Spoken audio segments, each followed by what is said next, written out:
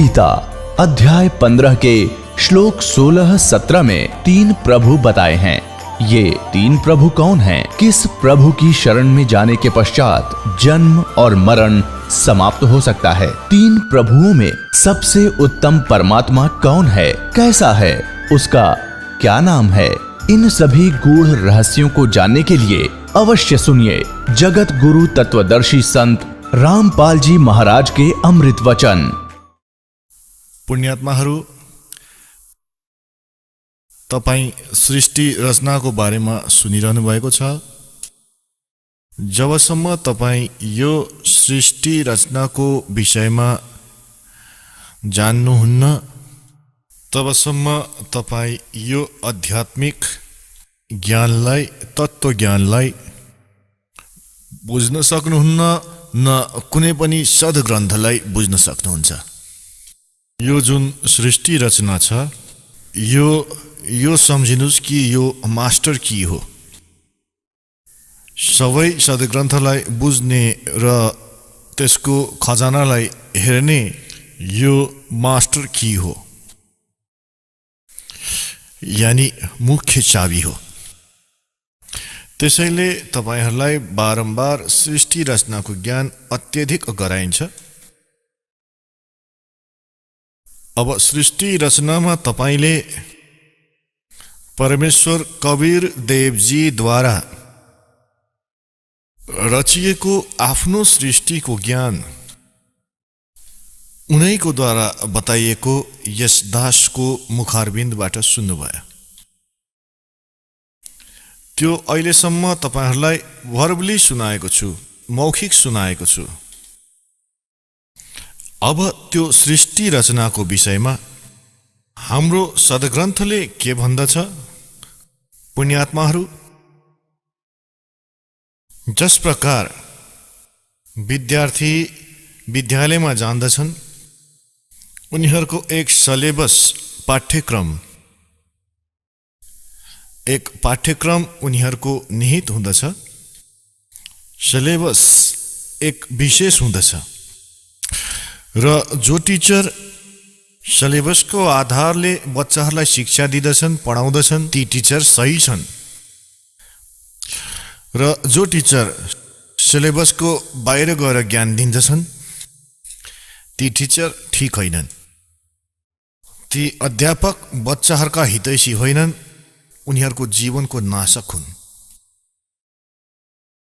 त पुण्यात्माहरू, जो सद्ग्रन्थको विपरीत ज्ञान, शास्त्र विरुद्ध ज्ञान जो सन्तहरूले बताइरहेका छन् र शास्त्र विधि त्यागेर मनोमानी आचरण गराइरहेका छन्, शास्त्र विधि त्यागेर मनोमानी पूजाहरू गरिरहेका छन्, उनीहरूले न कुनै लाभ प्राप्त गरिरहेका छन् मनुष्य जीवनको, न उनीहरूको अनुयायीहरूले। यसको लागि श्रीमद् भगवत गीता अध्याय 16 श्लोक 23 र 24 भनिएको छ। 23 भनिएको छ कि शास्त्र विधिलाई त्यागेर जसले मनोमानी आचरण गर्दछन्,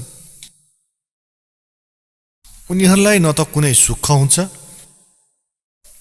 र न उनीहरूको कुनै गति हुन्छ र न कुनै सिद्धि प्राप्त हुन्छ, अर्थात् व्यर्थ। श्लोक 24 भनियो कि इसबाट तिम्रो लागि अर्जुन कर्तव्य र अकर्तव्यको अवस्थामा शास्त्र नै प्रमाण हो। कर्तव्य माने जो शास्त्र अनुकूल साधनाहरू छन्, जुन साधनाहरू तपाईले गर्नुपर्छ, र अकर्तव्य जुन गर्नु हुँदैन, त्यो सद्ग्रन्थहरूबाट नै जान्न सकिन्छ। कोही आफ्नो लोकवेद दन्तकथाहरू सुनाउँदछन्, त्यसलाई हामीले स्वीकार गर्नु हुँदैन। त अहिलेसम्म जुन ब्रह्माजी, विष्णुजी र शिवजीलाई यो भनिँदै आएको छ, यो पवित्र हिन्दू धर्मको यो शास्त्र विरुद्ध ज्ञान दिने आचार्य, गुरु, ऋषि, महर्षि यो भन्दै आएका छन् कि ब्रह्माजी, विष्णुजी, शिवजी यी अजर अमर छन्, इनका कोही माता पिता छैनन् र यो सबै ब्रह्माण्डको रचनाहार यिनै हुन्। त ती टिचर ठिक छैनन्। ती शास्त्र विधिलाई त्यागेर लोकवेद सुनाइरहेका छन्। लोकवेद भन्नाले के हो त? सुनिएको सुनाइएको ज्ञान, जो चाहिँ प्रमाणित नभएको। अहिले तपाईहरूलाई देखाउँछौँ श्रीमद् देवी भागवत। यसले श्री ब्रह्मा, श्री विष्णु र श्री शिवजीको बारेमा के जानकारी दिन्दछ। तपाईहरूले यो हेर्नुहोला श्रीमद् देवी भागवत, सचित्र मोटो टाइप, केवल हिन्दी। गीता प्रेस गोरखपुरबाट प्रकाशित। यसका सम्पादक रहेका छन् हनुमान प्रसाद पोद्दार, चिमनलाल गोस्वामी। प्रकाशक एवं मुद्रक गीता प्रेस गोरखपुर, गोविन्द भवन कार्यालय, कोलकाताको संस्था। तेस्रो स्कन्धमा 123 पृष्ठमा। तेस्रो स्कन्ध।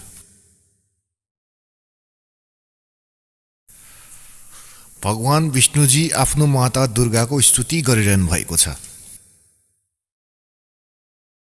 के भन्दै हुनुहुन्छ?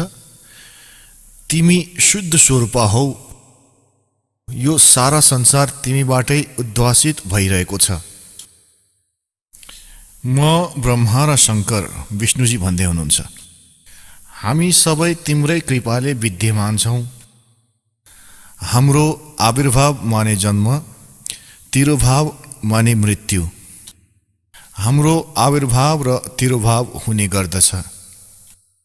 केवल तिमी नै नित्य हौ, जगत जननी हौ, प्रकृति र सनातनी देवी हौ। यो प्रकृति शब्दलाई याद राख्नुहोला। दुर्गालाई प्रकृति पनि भनिन्छ। तपाईले गीताजीमा हेर्नुभएको होला 14औं अध्यायको 3, 4, 5 श्लोकमा, किनकि यो कोड वर्ड हो गीताजी। प्रकृति दुर्गाजीलाई भनिन्छ। यसबाट स्पष्ट भयो कि ब्रह्मा, विष्णु र महेशको जन्म र मृत्यु हुँदछ। भगवान शङ्करले भन्नुभयो, देवी, यदि महाभाग विष्णु तिमीबाट प्रकट भएका हुन् भने त उनी पछि उत्पन्न हुनुभएको ब्रह्मा पनि तपाईँकै बालक भए। फेरि म तमोगुणी लीला गर्ने शङ्कर के तपाईँको सन्तान भइन र? अर्थात् मलाई पनि उत्पन्न गर्ने तिमी नै हौ शिवे। सम्पूर्ण संसारको सृष्टि गर्ने तिमी एकदम चतुर छौ। यो संसारको सृष्टि, स्थिति र संहारमा तिम्रो गुण सदा समर्थ छ। तिनै 3 गुणबाट उत्पन्न हामी, रजगुण ब्रह्माजी, सद्गुण विष्णुजी, तमोगुण शङ्कर। तिनै 3 गुणहरूबाट उत्पन्न हामी ब्रह्मा, विष्णु एवं शङ्कर नियमानुसार कार्य गर्नमा तत्पर रहन्छौँ। पुण्यात्माहरू, यो पवित्र देवी पुराणमा यो केही पंक्तिले नै स्पष्ट गरिदियो कि श्री ब्रह्मा, विष्णु, महेश यी नाशवान छन्। यिनको जन्म र मृत्यु हुँदछ। दुर्गा यिनका माता हुन् र रजगुण ब्रह्माजी, सद्गुण विष्णु र तमोगुण शिवजी हुन्। र चौथो यो कन्सेप्ट क्लियर भयो कि यिनले केवल नियमित कार्य मात्र गर्न सक्दछन्। जसको जस्तो नियमित छ, जसको भाग्यमा जे जस्तो मात्र लेखिएको छ, त्यसमा उनीहरूले परिवर्तन गर्न सक्दैनन्। उसलाई त्यस्तो नै दिन सक्दछन्। जस्तो कर्म छ त्यस्तो नै उनीहरूलाई फल दिन्दछन्। त्यस्तो यिनको नियम छ र यो हाम्रो सद्ग्रन्थमा लेखिएको छ। अब तपाईहरूलाई डिटेलमा देखाउँदछौँ। यसै श्रीमद् देवी भागवतलाई नै फेरि देखाउनेछौँ पुरा डिटेलबाट। यो त्यही श्रीमद् देवी भागवत हो, गीता प्रेसबाट प्रकाशित छ। यो हो श्रीमद् देवी भागवत तेस्रो स्कन्द। यहाँ प्रारम्भ हुँदछ। पृष्ठ 113 हो। पृष्ठ 113 हो।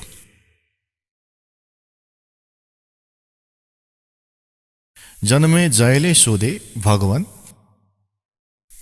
तपाईले अम्बा यज्ञ अर्थात् परम पवित्र नवरात्र व्रत गरेर त्यसको द्वारा देवीको आराधना गर्ने आज्ञा दिनुभएको छ।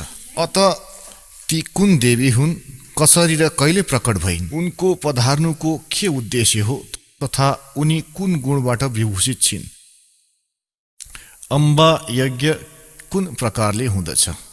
अगाडि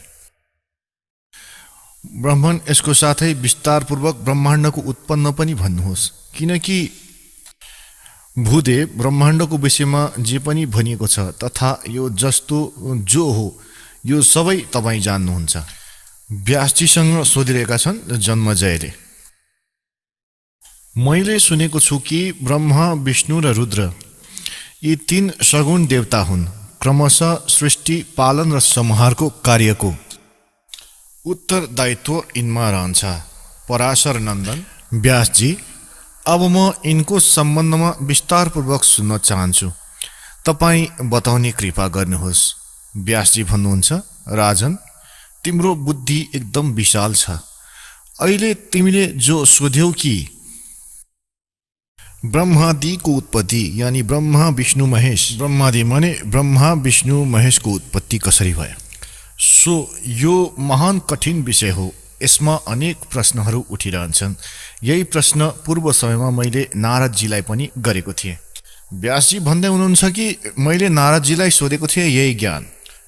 मैले भने, मुने, तपाईँ बुद्धिमान हुनुहुन्छ, मलाई यो बताउने कृपा गर्नुहोस् कि यस विस्तृत ब्रह्माण्डको प्रधानकर्ता को हो। मुनिवर, यो ब्रह्माण्ड कहाँबाट उत्पन्न भयो। द्विजवर, साथै यो पनि बताउनुहोस् कि यो ब्रह्माण्ड विनाशशील छ अथवा सदा रहनेवाला छ। यसको रचना यो 114 पृष्ठमा छ, तेस्रो स्कन्ध। गर्ने कोही एक हुन् अथवा धेरै यसका रचयिता हुन्। कर्ताको अभावमा कार्यको हुनु असम्भव छ। यो प्रश्न मेरो मनमा उठ्ने गर्दछ। केही मानिस भगवान शङ्करलाई परम कारण मानेर जगतको रचयिता बताउँछन्। उनीहरू भन्दछन्, देवादिदेव भगवान शङ्कर अविनाशी पुरुष हुन्, उनको कहिले पनि जन्म र मरण हुँदैन, उनी आत्माहरूमा रमण गर्दछन्, देवताहरूमाथि पनि उनको शासन बनिरहन्छ। अरू केही मानिसहरू भगवान विष्णुको प्रशंसा गर्ने गर्दछन्। उनी शक्तिशाली पुरुष, अव्यक्त, अखिल ऐश्वर्यहरूले सम्पन्न परब्रह्म परमात्मा हुन्। केही अरू मानिसहरू ब्रह्माजीलाई सृष्टिको प्रधान कारण मान्दछन्। केही आचार्य भवानीलाई सम्पूर्ण मनोरथ पूर्ण गर्ने बताउँदछन्। उनी आदि माया, महाशक्ति एवं परम पुरुषको साथ रहेर कार्य सम्पादन गर्ने प्रकृति हुन्। ब्रह्मको साथ उनको अभेद सम्बन्ध छ। ब्रह्मै काल हुन्, क्षर पुरुष र अभेद सम्बन्ध यानी पति पत्नीको सम्बन्ध हो। उनी सृष्टि, स्थिति र संहार कार्यमा संलग्न रहन्छन्। सम्पूर्ण प्राणी एवं देवताहरूको उनी जननी हुन्। उनको कहिले पनि जन्म र मृत्यु हुँदैन। वैष्णवी, शाम्भवी, ब्राह्मी, वासवी, वारुणी, वाराही, नारसिंही तथा अद्युत महालक्ष्मी नामले उनी विख्यात छिन्। 115 पृष्ठमा छ यो। कतिपय श्रेष्ठ मुनि भन्दछन् कि जो निरञ्जन, निराकार, निर्लेप, निर्गुण, अरूप एवं व्यापक ब्रह्म हुन्, उनीबाटै जगतको सृष्टि भएको हो। कहीँ कहीँ वेद र उपनिषदमा उनीलाई ब्रह्म तेजोमय बताइने गरेको छ। उनी प्रधान पुरुष हुन्। हजारौं मस्तक, आँखा, कान, हात, मुख, चरणहरूले उनी सम्पन्न छन्। आकाश अगाडि पनि छ धेरै। अब व्यासजीले सोधिरहेका थिए नारदजीसँग कि मैले यस्तो सुनेको छु, कोही के भनिरहेछन्, कोही के भनिरहेछन्, कि कोही शङ्करजीलाई रचयिता, कोही विष्णुजीलाई रचयिता। अब नारदजी भन्छन् कि व्यासजी, प्राचीन समयको कुरा हो। यही शङ्का मेरो हृदयमा पनि उत्पन्न भएको थियो। तब म आफ्नो पिता अमित तेजस्वी ब्रह्माजीको स्थानमा गएको थिएँ र उनलाई यो समय त्यो विषयमा तपाईँ जे मलाई सोधिरहनु भएको छ त्यही विषयमा सोधेको थिएँ। मैले भनेको थिएँ, पिताजी, यो सम्पूर्ण ब्रह्माण्ड कहाँबाट उत्पन्न भयो विभो? तपाईँले सम्यक प्रकारले यसको रचना गर्नुभएको हो अथवा विष्णु यो विश्वको रचयिता हुन् या शङ्करले यसको सृष्टि गरे? जगत प्रभु, तपाईँ विश्वको आत्मा हो। साँचो कुरा बताउने कृपा गर्नुहोस्।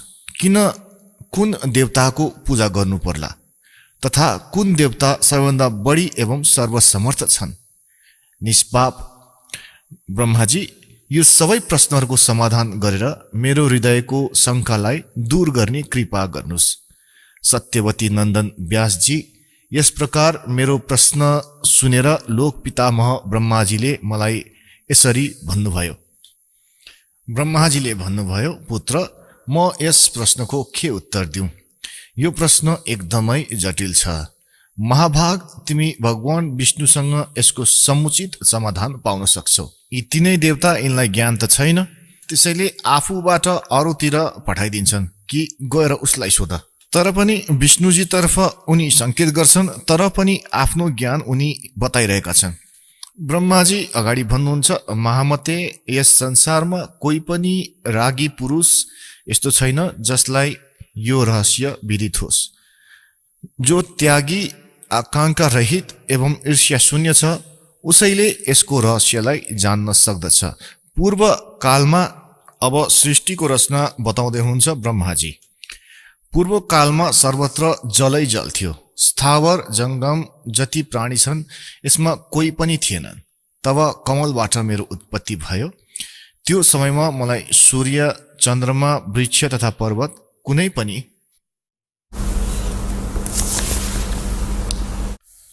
116 पृष्ठमा छ। तेस्रो स्कन्द देवी भागवतको। चीज नजर आएन।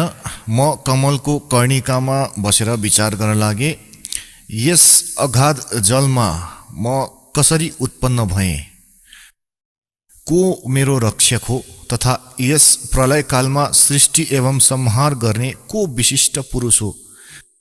कहीँ पनि स्पष्ट रूपले भूमि पनि देखिँदैन जसमा यो जल टिकेको होस्। यो कमल कसरी उत्पन्न भयो? यही विचार गर्दै म जलमा ओर्ले। ब्रह्माजी भन्दै हुनुहुन्छ, 1000 वर्षसम्म पृथ्वीको अन्वेषण गरिरहे, यानि खोज गरिरहे, तर पनि मैले त्यो जलको कुनै वार पार भेटिन। यत्तिकैमा आकाशवाणी भयो, तप गर, तप गर। तब मैले तपस्या आरम्भ गरेँ। कमलमा बसी बसी 1000 वर्षसँग मैले तप गरिरहेँ। तब त्यही समयमा सृष्टि गर यस्तो आकाशवाणी सुनियो। त्यो सुनेर म एकदम आश्चर्यमा डुबेँ। सोचेँ कि कसको सृष्टि गरौँ अथवा मेरो कर्तव्य के हो। त्यही समयमा मधु र कैटभ नामको 2 भयङ्कर दानव राक्षस अगाडि आइपुगे। उनीहरूले त्यो महारणौमा मसँग युद्ध गर्ने इच्छा प्रकट गर्न लागे। म उनीहरूबाट भयभीत भएँ। तब कमलको डाँठ समातेर पानीमा ओर्ले। त्यहाँ मलाई एक परम अद्भुत पुरुषको दर्शन भयो। उनको श्री विग्रह यानि शरीर मेघको समान श्याम थियो, बादलको जस्तै, कालो बादलको जस्तै। उनले पीताम्बर पहिरिएका थिए, 4 भुजाहरू थियो, शेषनागको शैयामा सुतेका थिए। ती जगत प्रभुको गलालाई वनमालाले सुशोभित गरिरहेको थियो। शङ्ख, चक्र, गदा र पद्म, यी 4 आयुधहरूले उनले अनुपम शोभा पाइरहेका थिए। यस्तो शेषशाही भगवान विष्णुको मलाई दर्शन भयो। उनी योग निन्द्रामा वशीभूत भएर गहिरो निन्द्रामा सुतिरहेका थिए। उनको सबै चेष्टाहरू शान्त थियो। नारदजी, शेषनागको शैयामा सुतिरहेका ती प्रभुलाई देखेर मेरो मन चिन्तित भयो। यस्तैमा भगवती योग निन्द्रा याद आयो। मैले उनको स्तवन गरेँ।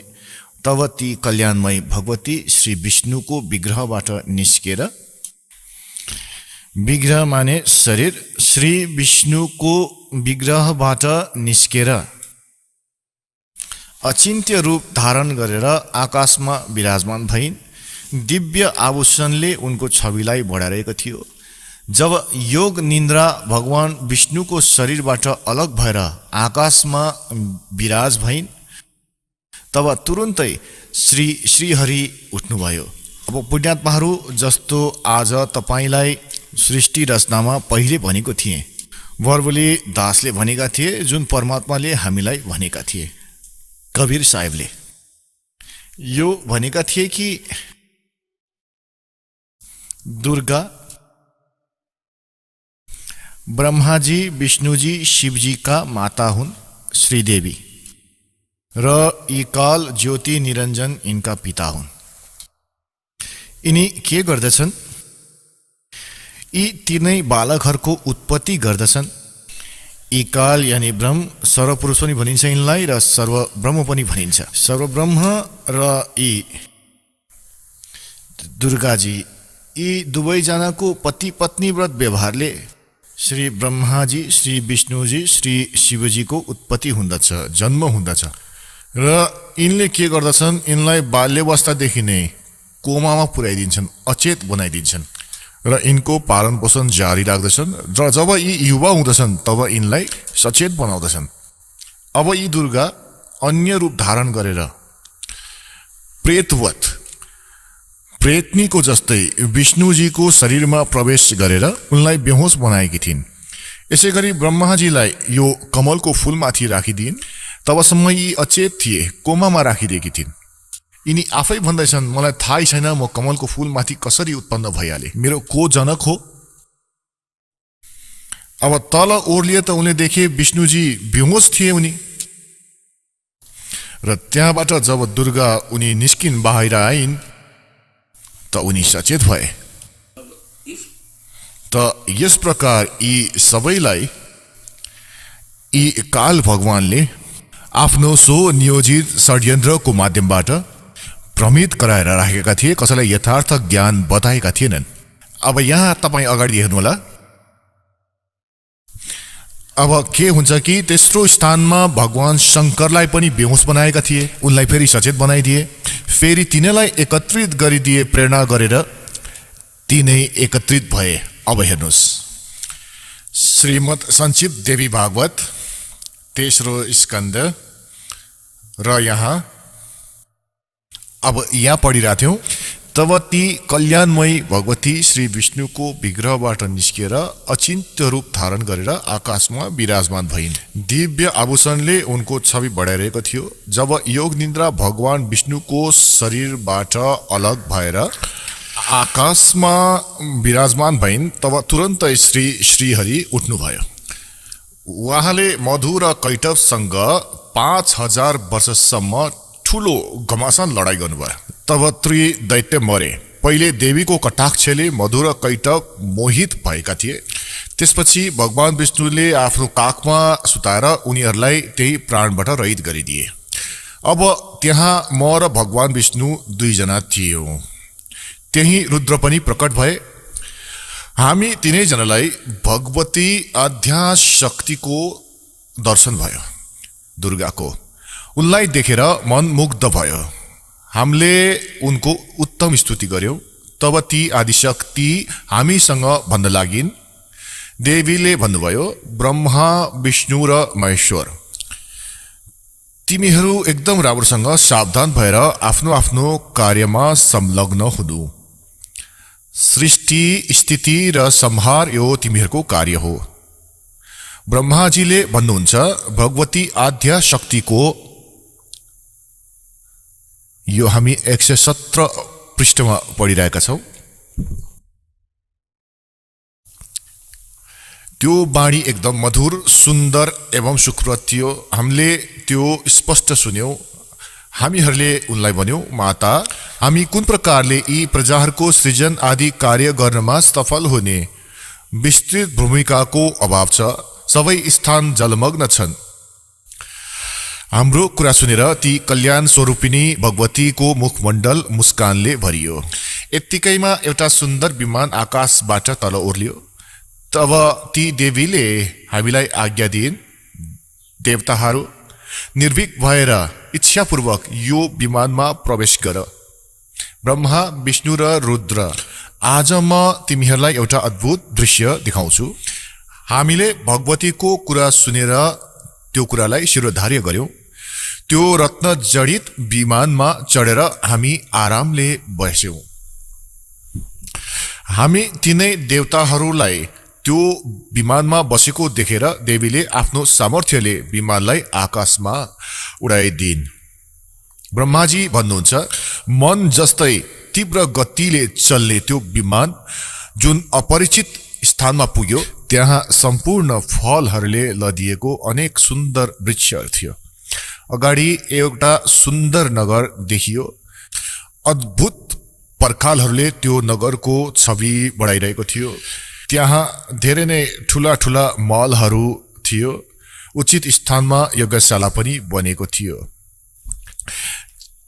केही क्षणपछि नै त्यो एउटा अर्को सुन्दर प्रदेशमा पुग्यो। त्यहाँ हामीले देख्यौं अनुपम नन्दन वन थियो। पारिजातको सघन छायाको तल सुरभि गाई बसेकी थिइन्। नजिकै ऐरावत हात्ती पनि विराजमान थियो। सैकडौं अप्सराहरू, यक्ष, गन्धर्व र विद्याधर त्यो पारिजातको उपवनमा गाउँदै र विहार गरिरहेका थिए। यसो हेरेको त्यही महाभाग इन्द्र पनि थिए। उनको नजिकै उनकी प्राणप्रिय सची पनि थिइन्। त्यो स्वर्ग जस्तो दृश्यलाई देखेर हामी आश्चर्यचकित भयौं। यत्तिकैमा हाम्रो विमान तीव्र गतिले अगाडि बढ्यो र दिव्यधाम ब्रह्मलोकमा पुग्यो। सम्पूर्ण देवताले त्यो नगरको अगाडि मस्तक झुकाउँथे। त्यहाँ अर्का ब्रह्मा विराजमान थिए। उनलाई देखेर भगवान शंकर र विष्णुलाई एकदमै आश्चर्य भयो। सभा लागिरहेको थियो।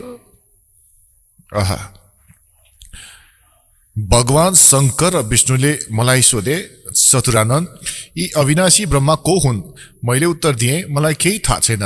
सृष्टिको अधिष्ठाता यी को हुन्? भगवान, म को हुँ? यी को हुन्? हाम्रो उद्देश्य के हो? यो उल्झनमा मेरो मनले चक्कर काटिरहेको छ। यत्तिकैमा मनको सम्मान तीव्र गतिको त्यो विमान तुरन्तै त्यहाँबाट हिँडिहाल्यो र कैलाशको सुरम्य शिखरमा पुग्यो। अगाडि हेर्नुहोस्। त्यहाँ विमान पुग्न साथ एउटा भव्य भवनबाट त्रिनेत्रधारी भगवान शंकर आउनुभयो बाहिर। उहाँ नन्दी वृषभमा बस्नुभएको थियो। उहाँको 5 मुख थियो र 10 भुजाहरू थियो। मस्तकमा चन्द्रमा सुशोभित थियो। क्षणभर पछि नै त्यो विमान त्यो शिखरबाट पवनको समान तेज चालमा हिँड्यो र वैकुण्ठ लोकमा पुग्यो, जहाँ भगवती लक्ष्मीको विलास भवन थियो। पुत्र नारद, त्यहाँ मैले जुन सम्पत्ति देखे त्यसको वर्णन गर्नु मेरो लागि असम्भव छ। त्यो उत्तम पुरीलाई देखेर विष्णुको मन आश्चर्यले समुद्रमा पौडिन थाल्यो। एक विष्णु विमानमा छन्, एक ब्रह्मा बसेका छन्, एक शंकर बसेका छन्।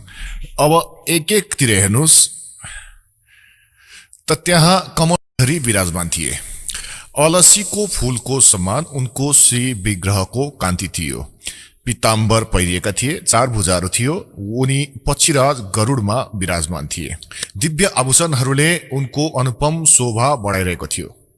प्राणप्रिया लक्ष्मीजी चौवर घुमाइरहेकी थिइन्।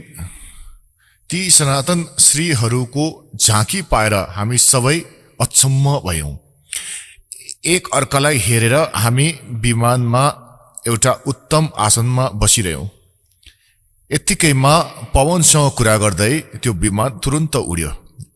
अगाडि अमृतको समान मिठो जल भएको समुद्र थियो। त्यो समुद्रको जल एकदम मधुर थियो।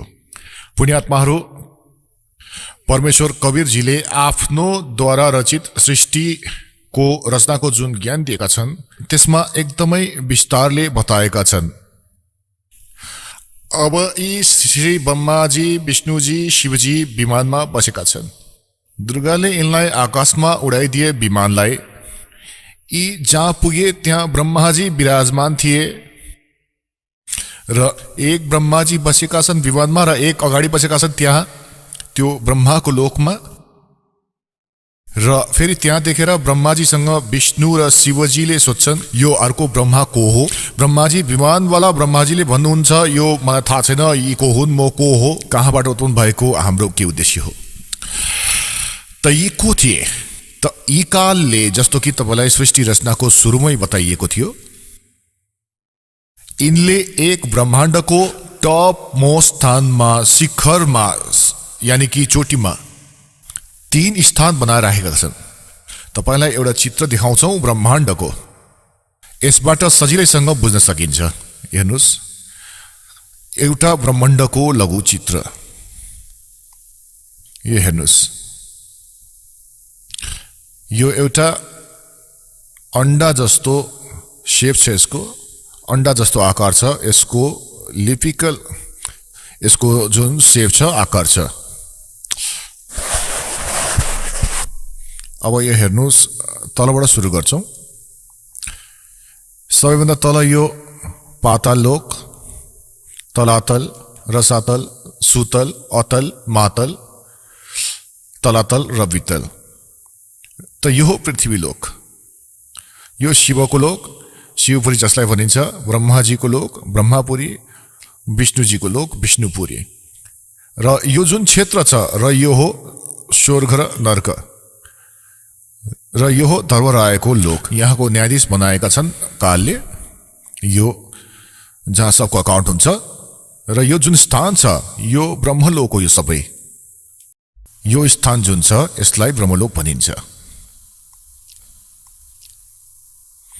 एउटा यो स्वर्ग छ, यहाँ इन्द्र बस्छन्, यो इन्द्र अलग हुन्, र यसैले यसलाई महाइन्द्र भनिएको छ। यहाँ के गरिएको छ, यो एउटा महास्वर्ग हो। यही यसमा एउटा अलग तरिकाको एउटा डुप्लिकेट काम गरिएको छ। नक्कली सत्यलोक, नक्कली अलकलोक, नक्कली अगमलोक, नक्कली अनामी लोक को रचना गरेर राखिएको छ। यहाँ यो 88,000 भागहरू छन्। यहाँ यो सप्तपुरी हो, र यो सबै ब्रह्मलोकको माथि, यो ब्रह्मलोक हो। यो ब्रह्मलोकको माथि यहाँ 3 गुप्त स्थान बनाएर राखिएको छ।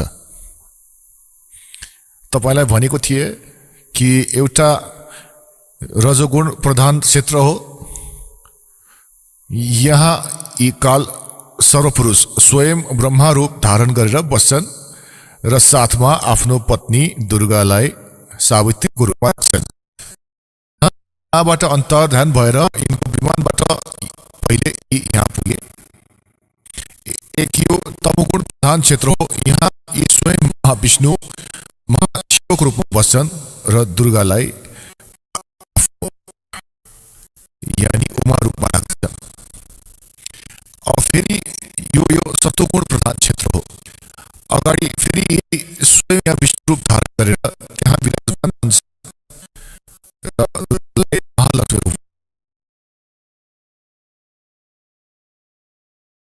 पहिले यिनले देखे यहाँ इन्द्रको लोक थियो। यहाँ यिनले देखे ठुला ठुला वृक्षहरू र अन्य लोकहरू देखे, र त्यहाँबाट यहाँ प्रवेश गरे। यहाँबाट अगाडि जान सक्दैनन् उनीहरू। उनीहरूको विमान महाइन्द्रलाई हेरेर पछाडि यहाँबाट आयो, र यो बाटोबाट माथि गयो। अगाडि गएर उनीहरूले के देखे, सबैभन्दा पहिले ब्रह्माको यो काल बसेका थिए सर्वपुरुष ब्रह्माको रूपमा, र त्यहाँबाट उनीहरूको विमान यहाँ पुग्यो। यहाँ उनीहरूले शङ्करजीलाई देखे। यी काल थिए, स्वयं सर्वपुरुषले अलग तरिकाले त्यहाँ 3 रूप धारण गरेर बसेका थिए। र फेरि यी विष्णुलोकमा आइपुगे। त्यहाँ एक विष्णु अर्को पनि थिए, लक्ष्मीजी पनि बसेकी थिइन्। यहाँ दुर्गा यी विष्णुरूपी कालको लागि चौवर हल्लाइरहेकी थिइन्। यहाँबाट फेरि उनीहरूको विमान यहाँ आयो, यो गुलियो जलको समुद्रमा। यहाँ दुर्गाको एक लोक अलग्गै छ। अब अगाडि पढेछौँ। यहाँसम्म हामी पढ्दै पढ्दै आइपुग्यौँ श्री देवी पुराणमा। अब हामी यहाँ आउनेछौँ यो मिठो जलमा। यो मिठो जलको समुद्रमा हामी पुग्यौँ। अब यहाँ पुग्छौँ। पुण्यात्माहरू, आज हाम्रो सद्ग्रन्थ जे प्रमाणित गर्दछ, यो ज्ञान परमेश्वर कवीरजीले 600 वर्ष पहिले आफ्नो सच्चिदानन्द ज्ञान ब्रह्मको वाणीमा, कवीर वाणीमा लिपिबद्ध गराएका छन्। आजभन्दा 600 वर्ष पहिले। र आज यी सद्ग्रन्थमा हामीलाई सत्य लागिरहेको छ। त यसबाट यो सिद्ध छ कि पूर्ण परमात्मा कवीरजी हुन्, जसले पहिले नै यो ज्ञान हामीलाई दिएका थिए, र यो हाम्रो सद्ग्रन्थमा विद्यमान छ। अब हामी कहाँसम्म पढ्दै पढ्दै आइपुग्यौँ कि यी तिनै यो विमानमा बसेका छन् ब्रह्मा, विष्णु र शिवजी। र दुर्गाले आफ्नो शक्तिले विमानलाई आकाशमा उडाइदिइन्। पहिले उनीहरू पुगे ब्रह्माजीको लोकमा। त्यहाँ त्यो कालको त्यो स्थानमा पुगे जुन रजोगुण प्रधान थियो। त्यहाँ यी स्वयं सर्वपुरुष यानी काल ब्रह्म स्वयं नै ब्रह्मा रूप धारण गरेर विराजमान थिए। अगाडि फेरि गए त यी शङ्कर रूपमा विराजमान थिए। अझै अगाडि गए त यी विष्णु रूपमा विराजमान थिए। फेरि त्यहाँबाट यिनको विमान कहाँ गयो? यो सबै यसकारण गरिएको थियो कि उनीहरूले आफूले आफूलाई भगवान नै नमानुन् भनेर यिनको भ्रम निवारण गरिदिन्छन्।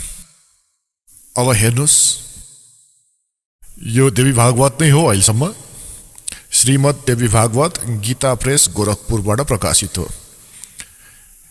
यो त्यही पुस्तक हो जुन पहिले पनि देखाइसक्यौँ। हामीले यहाँसम्म पढिसक्यौँ। हामीले यो पढ्यौँ 118 यत्तिकैमा हाम्रो विमान तीव्र गतिले अगाडि बढ्यो र दिव्यधाम ब्रह्मलोकमा पुग्यो। त्यहाँ एक अर्का ब्रह्मा विराजमान थिए। एक त विमानमा छन्, एक त्यहाँ विराजमान छन् अर्को। त्यो भ्रम थियो, छर पुरुष थिए, धोका दिइरहेका थिए उनीहरूलाई। उनी स्वयं ब्रह्मा रूपमा त्यहाँ विराजमान थिए। उनलाई देखेर भगवान शङ्कर र विष्णुलाई एकदमै आश्चर्य भयो। सभा लागिरहेको थियो। भगवान शङ्कर र विष्णुले मलाई सोधे, चतुरानन, यो अविनाशी ब्रह्मा को हुन्? मैले उत्तर दिए, मलाई केही थाहा छैन। सृष्टिको अधिष्ठाता यी को हुन्? भगवान म को हुँ? यी को हुन्? र हाम्रो उद्देश्य के हो? यही उल्झनमा मेरो मनले चक्कर काटिरहेको छ। यत्तिकैमा मनको समान तीव्रगामी त्यो विमान तुरन्त त्यहाँबाट अगाडि बढ्यो र कैलाशको सुरम्य शिखरमा पुग्यो।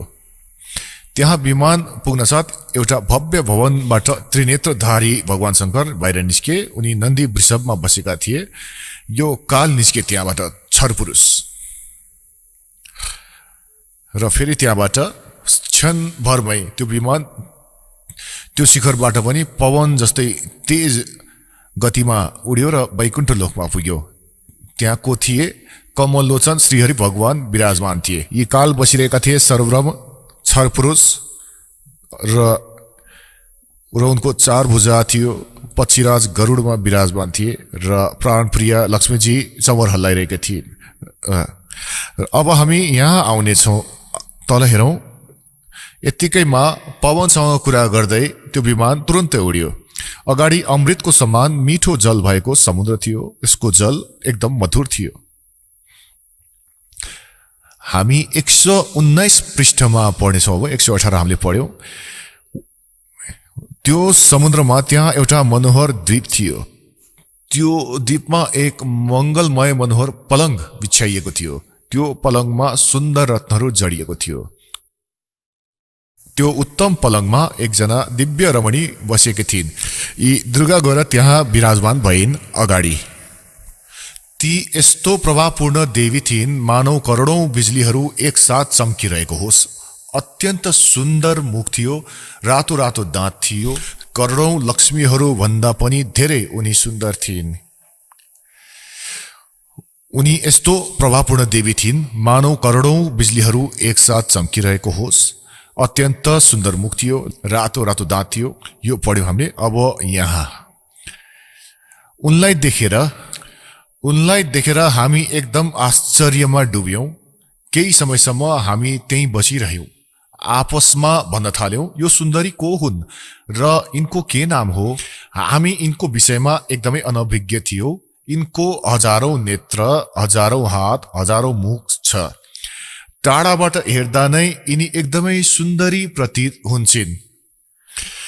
यी न कुनै अप्सरा हुन्, न गन्धर्व कन्या, न कोही देवकन्या नै। यसरी शङ्कास्पद भएर नै हामी त्यहाँ बसिरह्यौं। तब भगवान विष्णुले ती चारु हाँसिनी भगवतीलाई देखेर विवेकपूर्वक निश्चय गर्नुभयो कि यी भगवती जगदम्बिका हुन्। तब उहाँले भन्नुभयो कि यी भगवती हामी सबैको आदि कारण हुन्। महाविद्या र महामाया यिनको नाम हो। यी पूर्ण प्रकृति हुन्। अब पुण्यात्माहरू, विष्णुजी भन्दैछन् किनकि विष्णुजीको बुद्धि खोलिदिए कालले। अब हामी 120 पृष्ठमा पढ्नेछौँ। संस्कृत देवी भागवत गीता प्रेस गोरखपुरबाट प्रकाशित। यी तीनै दिव्याङ्गना हुन्। विष्णुजी भनिरहेका छन् यहाँ आफ्नो ब्याकग्राउन्ड देखाइदिए विष्णुलाई। यी काल भगवानले र दुर्गाले। यी तीनै दिव्याङ्गना हुन् जसको प्रलयारोहणमा मलाई दर्शन भएको थियो। त्यो समयमा म बालक रूपमा थिएँ। मलाई झुलुवामा झुलाइरहेकी थिइन्। विष्णुजीको जन्मको प्रत्यक्ष प्रमाण सानो बालक थिए विष्णुजी। बट वृक्षको पत्रमा एउटा सुदृढ शैया बिछाइएको थियो।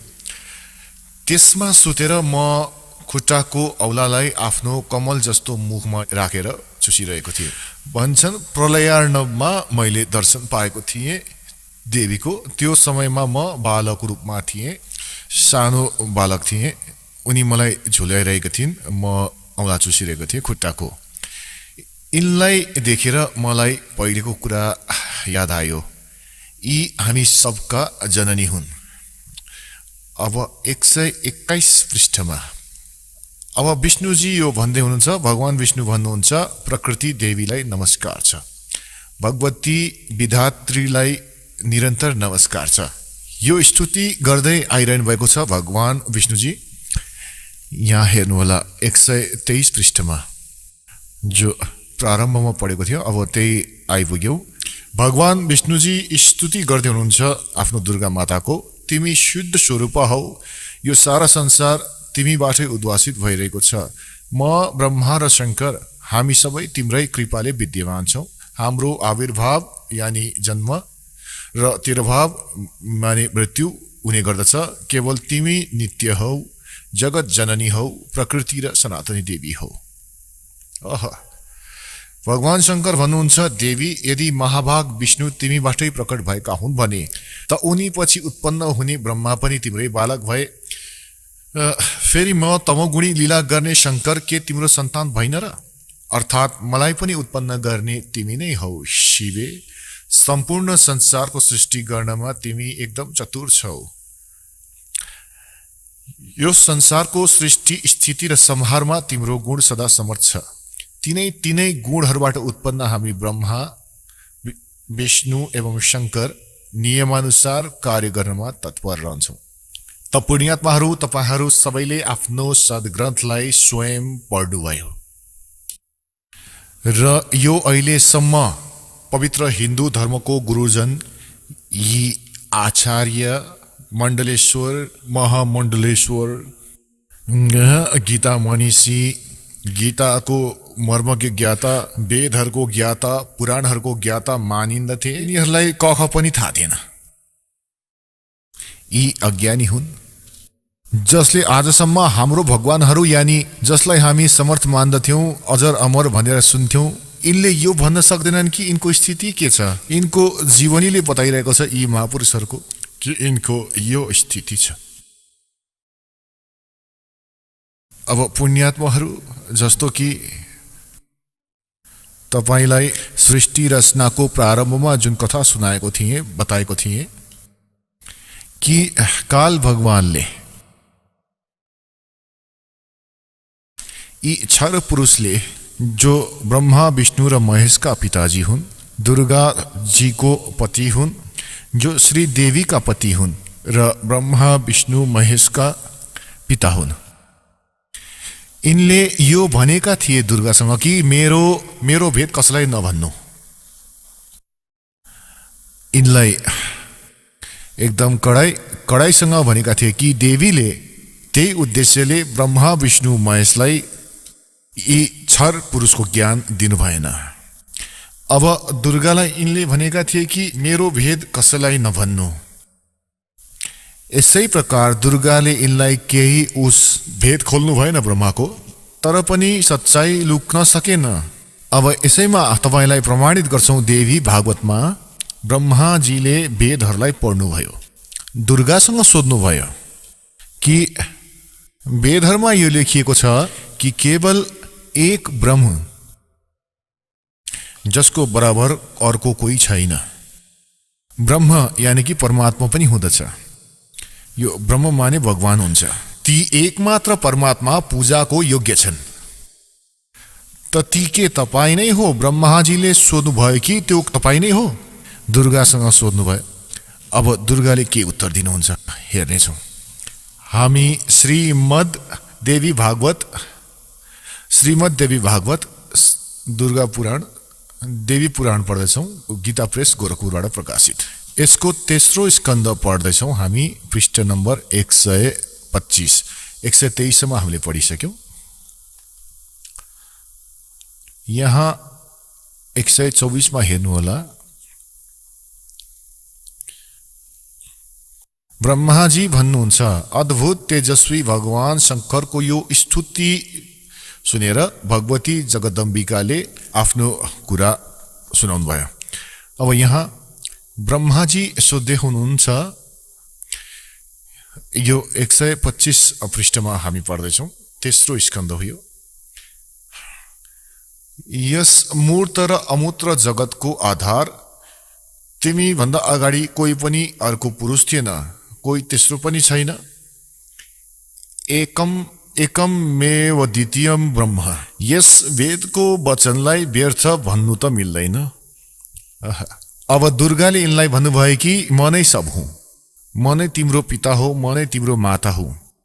त अब ब्रह्माजीले वेदहरूलाई पढ्नुभयो त उहाँले भन्नुभयो यो वेदको वचनलाई व्यर्थ भन्नु त मिल्दैन। र यहाँ अनुभव अर्कै कुरा भन्दैछ। यस प्रकार वेद वाक्य र अनुभवको बीचमा अत्यन्त विरोध उत्पन्न भइरहेको छ। वेदले भन्दछ एकमेव द्वितीयम ब्रह्म हो, त के यो आत्मस्वरूप तिमी नै हौ अथवा त्यो कोही अरू नै पुरुष हो? मेरो यस शङ्कालाई दूर गर्ने कृपा गर। कुनै महान पुण्यको प्रभावले नै मलाई तिम्रो चरणको सेवा सुलभ भएको हो। तिमी स्त्री हौ या पुरुष, यो रहस्य पनि मलाई विशद रूपले कृपा गरेर बताइदेऊ। अध्याय 4-5 यहाँ पूरा भयो। तेस्रो स्कन्द 6औं अध्याय सुरु भयो। ब्रह्माजी भन्नुहुन्छ, यस प्रकार मैले जब भगवती जम्बिकासँग विनयपूर्वक सोधे तब उनले मधुर बाणीमा मलाई भन्न लागिन्। देवीले भन्नुभयो, म र ब्रह्मा एकै हो। अब भयो नि दुई। सच्चाईलाई लुकाएर लुक्दैन, एकै हौ। ममा र यी ब्रह्ममा कहिले पनि किञ्चित मात्र पनि भेद छैन। जो उनी हुन् त्यही म हुँ र जो म हुँ त्यही उनी हुन्। बुद्धिको भ्रमले भेद प्रतीत भइरह। हाम्रो सूक्ष्म भेदलाई जसले जान्दछ यसले सिद्ध छ दुई त छन् नि, जान्छन् त्यही। अब 125 पृष्ठ हामीले पढ्यौं। अब 126 हामी पढ्नेछौँ। उनै बुद्धिमान पुरुष हुन्, ती तत्त्वदर्शी सन्त हुन् जो हाम्रो भिन्न भिन्न भिन्नतालाई जान्दछन्। उसको संसार सागरबाट मुक्ति हुनुमा कुनै पनि शङ्का छैन। ब्रह्म एकै हुन्। अगाडि हेर्नुहोस्, म शक्ति रूप धारण गरेर पराक्रम गर्दछु।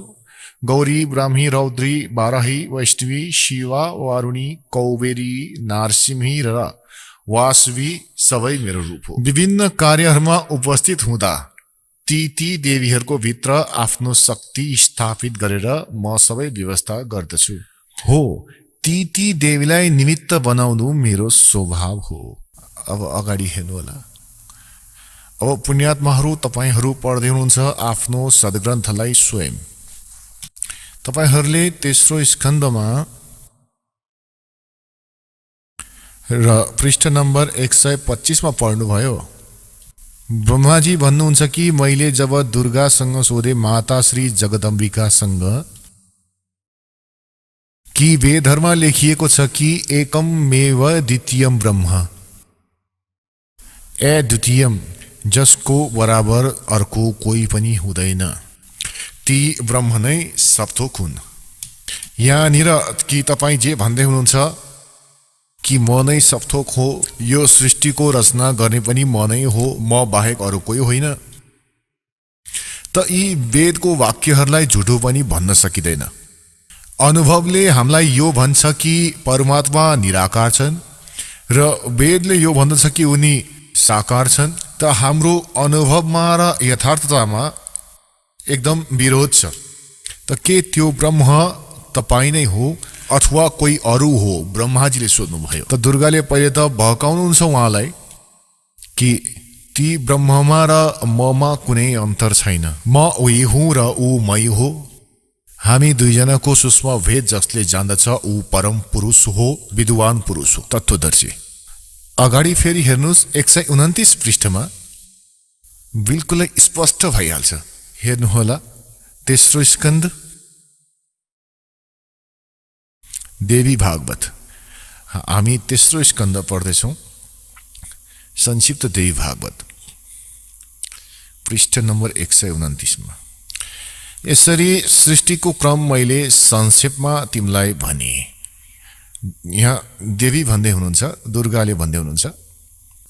यहाँ देवीको प्रवचन चलिरहेको छ, देवीले भन्नुभयो, यो देवीले भन्दै हुनुहुन्छ। यो 129 पेजमा यसरी सृष्टिको क्रम मैले संक्षेपमा तिमीलाई भने।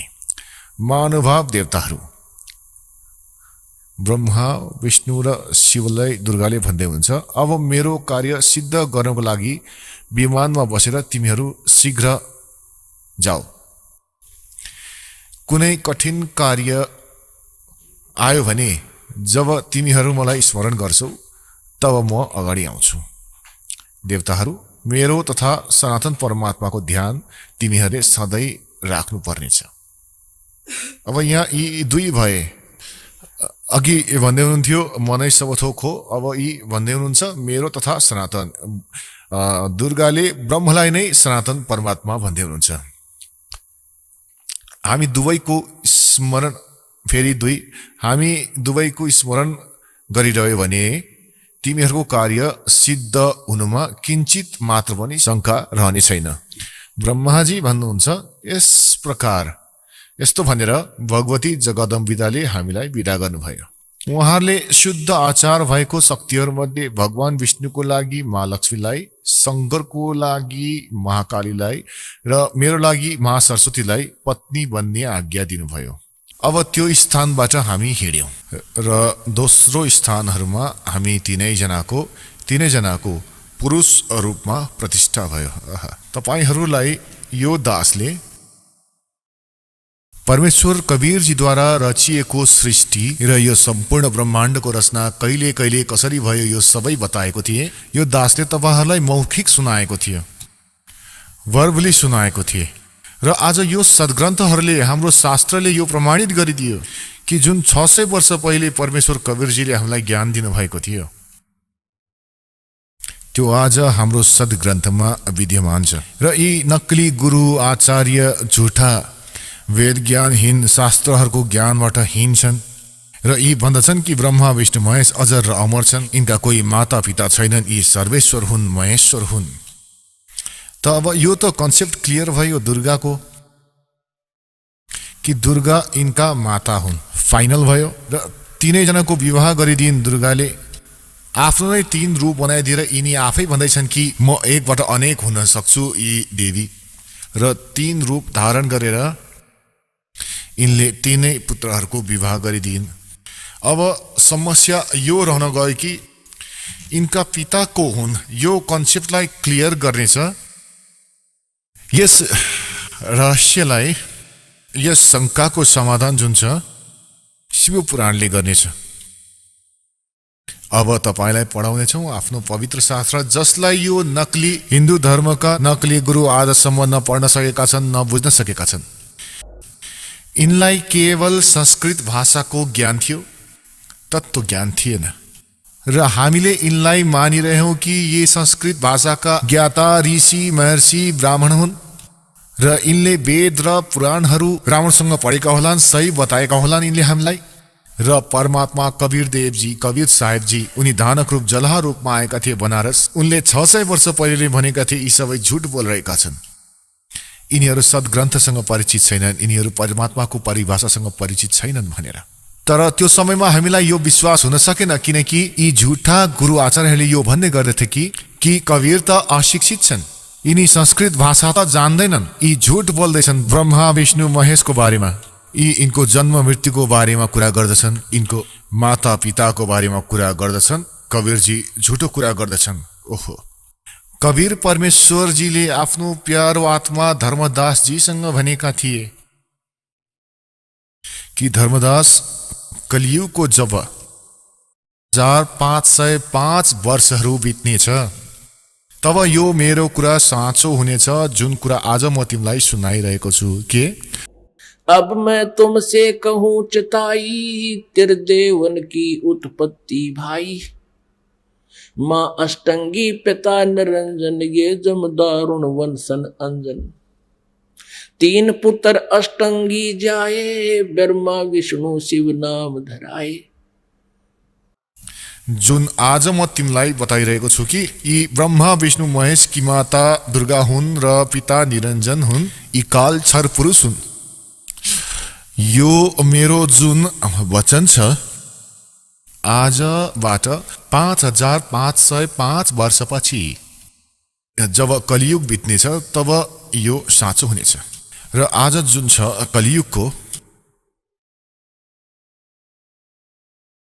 कलियुगको आज यो त्यो समय आइसक्यो। 5500 जहिले पुग्छ त्यो सन् 2000 मा पुग्छ। ईसा पूर्व ईस्वीमा तपाईलाई प्रमाण दिन्छु एकछिन। तपाईहरूलाई यो कन्सेप्ट क्लियर गर्दछु कि वर्तमानमा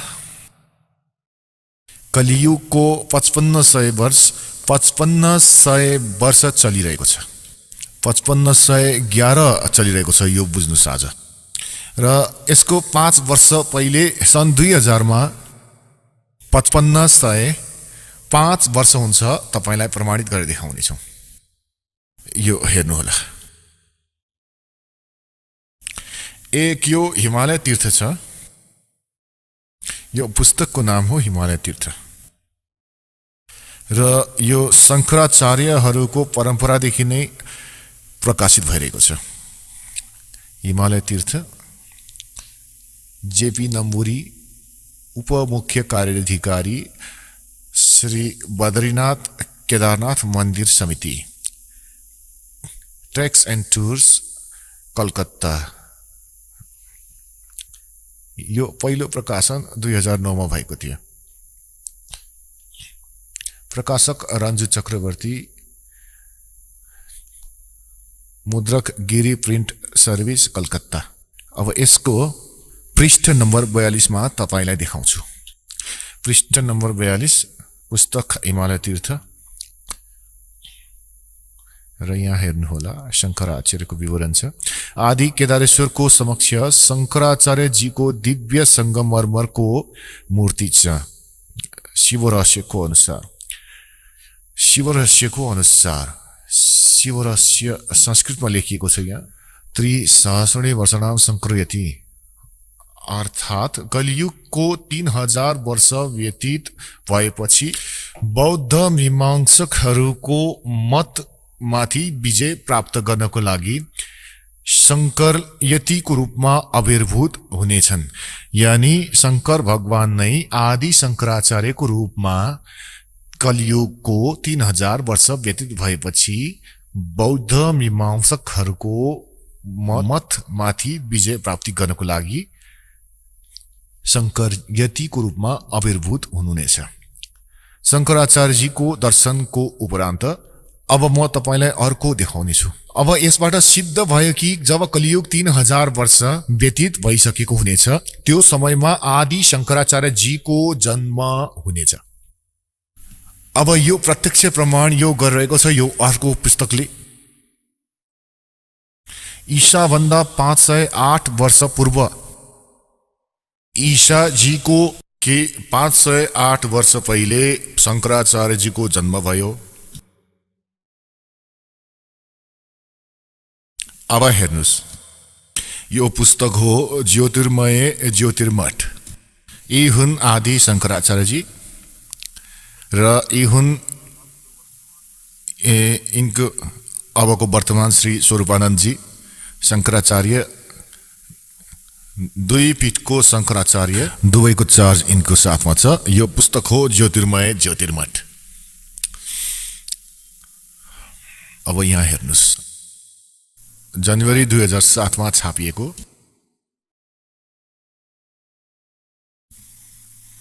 संरक्षक अनन्त श्री विभूषित ज्योतिष्ठिधाधीश्वर एवं दारोका शारदा पीठाधीश्वर दुवैको मालिक जगतगुरु शंकराचार्य स्वामी श्री स्वरूपानंद सरस्वतीजी महाराज, संपादक लेखक एवं संकलनकर्ता विष्णुदत्त शर्मा, अध्यक्ष आध्यात्मिक उत्थान मण्डल दिल्ली। प्रेरणा स्रोत श्री मुद्रक हेर्नुभयो, फाइन प्रिन्ट, परामर्श एवं सहयोग प्रकाशक अखिल भारतीय आध्यात्मिक उत्थान मण्डल, 1-3234 गली नम्बर 2, रामनगर मण्डली रोड, साधरा, दिल्ली। अब यसको पृष्ठ नम्बर 11 मा तपाईलाई देखाउँछौं। आद्य गुरु शंकराचार्य संक्षिप्त जीवन परिचय। लगभग 2500 वर्ष पूर्व शंकराचार्यको जन्म चरमराती आस्थाको युगमा केरल प्रान्तमा पूर्णा नदीको तटमा कालाडी ग्राममा धर्मनिष्ठ नम्बुदरी शैव ब्राह्मण श्री शिवगुरु र धर्मपरायण सुभद्राको घरमा भयो। श्री शिवगुरु तैत्तरीय शाखाका यजुर्वेदी थिए। आदि शंकराचार्य। शंकराचार्यको जन्म भगवान शंकरको आशीर्वादले भयो, अत उनको नाम शंकर राखियो। गुरु परम्परागत मठहरूको अनुसार उनको आविर्भाव काल ईसा पूर्व 508 या 476 वर्ष मानिन्छ। यो 476 को अर्थ 32 वर्षको उमेरमा यिनको देहान्त हुन्छ। यसमा 32 कम गर्यो भने यति नै हुन्छ, 476, यानी 508 वर्ष पूर्व, लगभग यहाँ भनिएको छ 2500 वर्ष पूर्व। 2500 वर्ष पूर्व उनको जन्म भयो। कहाँ भने यसबाट सिद्ध भयो कि ईसा पूर्व 508 वर्ष। यो 2007 मा लेखिएको। त ईसाको 2000 मानेर हामी अगाडि बढ्यौं भने त्यो समय 508 वर्ष पूर्व, यानी 2000 बाट 2508 वर्ष, यानी 2508 वर्ष पहिले प्लसमा जोड दिनुस्, 3000, 5508 वर्ष भयो। र 1954 देखि यो दासलाई यो नामदानको आज्ञा भयो। सन् 2000 मा कृपा भयो, परमात्माले दया गर्नुभयो, यी सद्ग्रन्थहरूलाई देखे। 2000 पछि यी सद्ग्रन्थहरूलाई, जो आफ्नो सद्ग्रन्थ छ, यिनलाई देखेर यो दासले एक पुस्तकको रचना गर्यो, परिभाषा प्रभुको। फेरि परमेश्वरको सार सन्देश र गहिरो नजर गीतामा, यानी गीताजीको यथार्थवाद के हो। त परमात्माले भनेका थिए कि जब कलियुगको 5505 वर्ष बित्नेछ, त्यो समयमा मेरो यो आजको भनिएको कुरा साँचो हुनेछ। धर्मदास के भनेका थिए परमात्माले कि ब्रह्मा विष्णु महेश नाशवान छन्, इनको जन्म मृत्यु हुने गर्दछ। ब्रह्मा विष्णु महेशका पिता ज्योति निरञ्जन क्षरपुरुष यी काल हुन् र माता इनका जगदेवी दुर्गा हुन्। तर त्यो समयमा कसैले मानेको थिएन। 600 वर्ष पहिले सन् 1398 देखि सन् 1518 सम्म परमात्माले 120 वर्षसम्म यही ज्ञान दिँदै रहे। तर यी नकली गुरुहरूले, यी हठी आचार्यहरूले यी परमात्माको ज्ञानलाई हामीसम्म पुग्नै दिएनन्। परमात्मा कबीरजीले भन्नुहुन्थ्यो, यो दुनियाँ गजब के भन्ने, मेरो कुरा कसैले नमान्ने। जस्तो कि पछि लागिरहेका छन् नकली गुरुहरूको र यिनका दन्ती कथाहरूलाई साँचो मानेर हिँडेका छन्, र हामी जुन सत्य भनिरहेका छौँ यसमा विश्वास गरिरहेका छैनन्। त यसको लागि परमात्माले यो समय सिलेक्ट गरेका थिए कि एक समय कलियुग आउनेछ र त्यो समयमा सबै जनतालाई शिक्षित गर्नुपर्छ। र जनता जब शिक्षित हुनेछन्, श्रद्धालु जब शिक्षित हुनेछन्, सद्ग्रन्थलाई स्वयं आँखाले हेर्नेछन् र गदगद भइहाल्नेछन्। हामीलाई परमात्मा चाहिन्छ र हामी यी सबै सद्ग्रन्थलाई, पवित्र 4 वेदहरूलाई, पवित्र 18 पुराणहरूलाई, पवित्र श्रीमद् भगवत गीताजीलाई हामी सत्य मान्दै आएका छौँ र सत्य मान्नेछौँ र तिनमा लेखिएको छ भने आज हामीले त्यसलाई सत्य मान्नै पर्दछ। यी लोक वेद सुनाउने गुरु आचार्य गुरुहरूसँग हामीले पिछा छुडाउनै पर्दछ। यही नै हाम्रो बुद्धिमत्ता हो। र परमेश्वर कबीरजी भन्नुहुन्छ, जान बूझ साची तजय और करे झूठ तेने, ताकि संगत है प्रभु सोपन में बिना दे।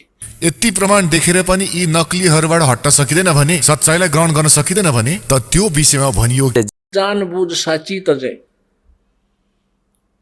और करे झूठ तेने, ताकि संगत है प्रभु सोपन में बिना दे। यानी भन्न खोजिएको कि टाढै नै ठिक छ, जो यति धेरै देखेर पनि मानिरहेका छैनन्।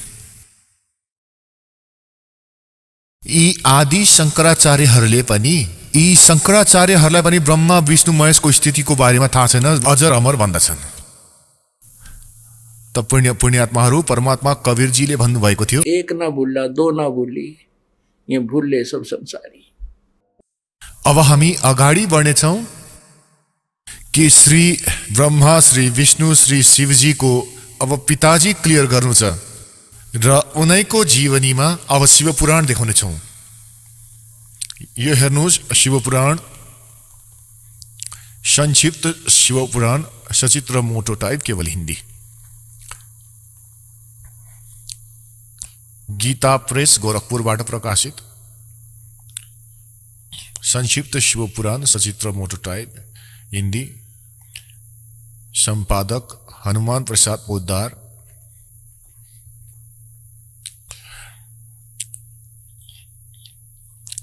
प्रकाशक एवं मुद्रक गीता प्रेस गोरखपुर, गोविन्द भवन कार्यालय कोलकाता संस्थान।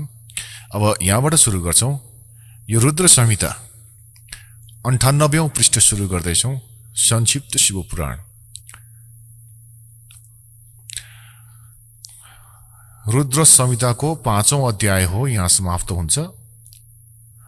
आफ्नो पुत्र नारदको यो कुरा सुनेर लोक पितामह ब्रह्मा त्यहाँ यस प्रकार भन्नुहुन्छ।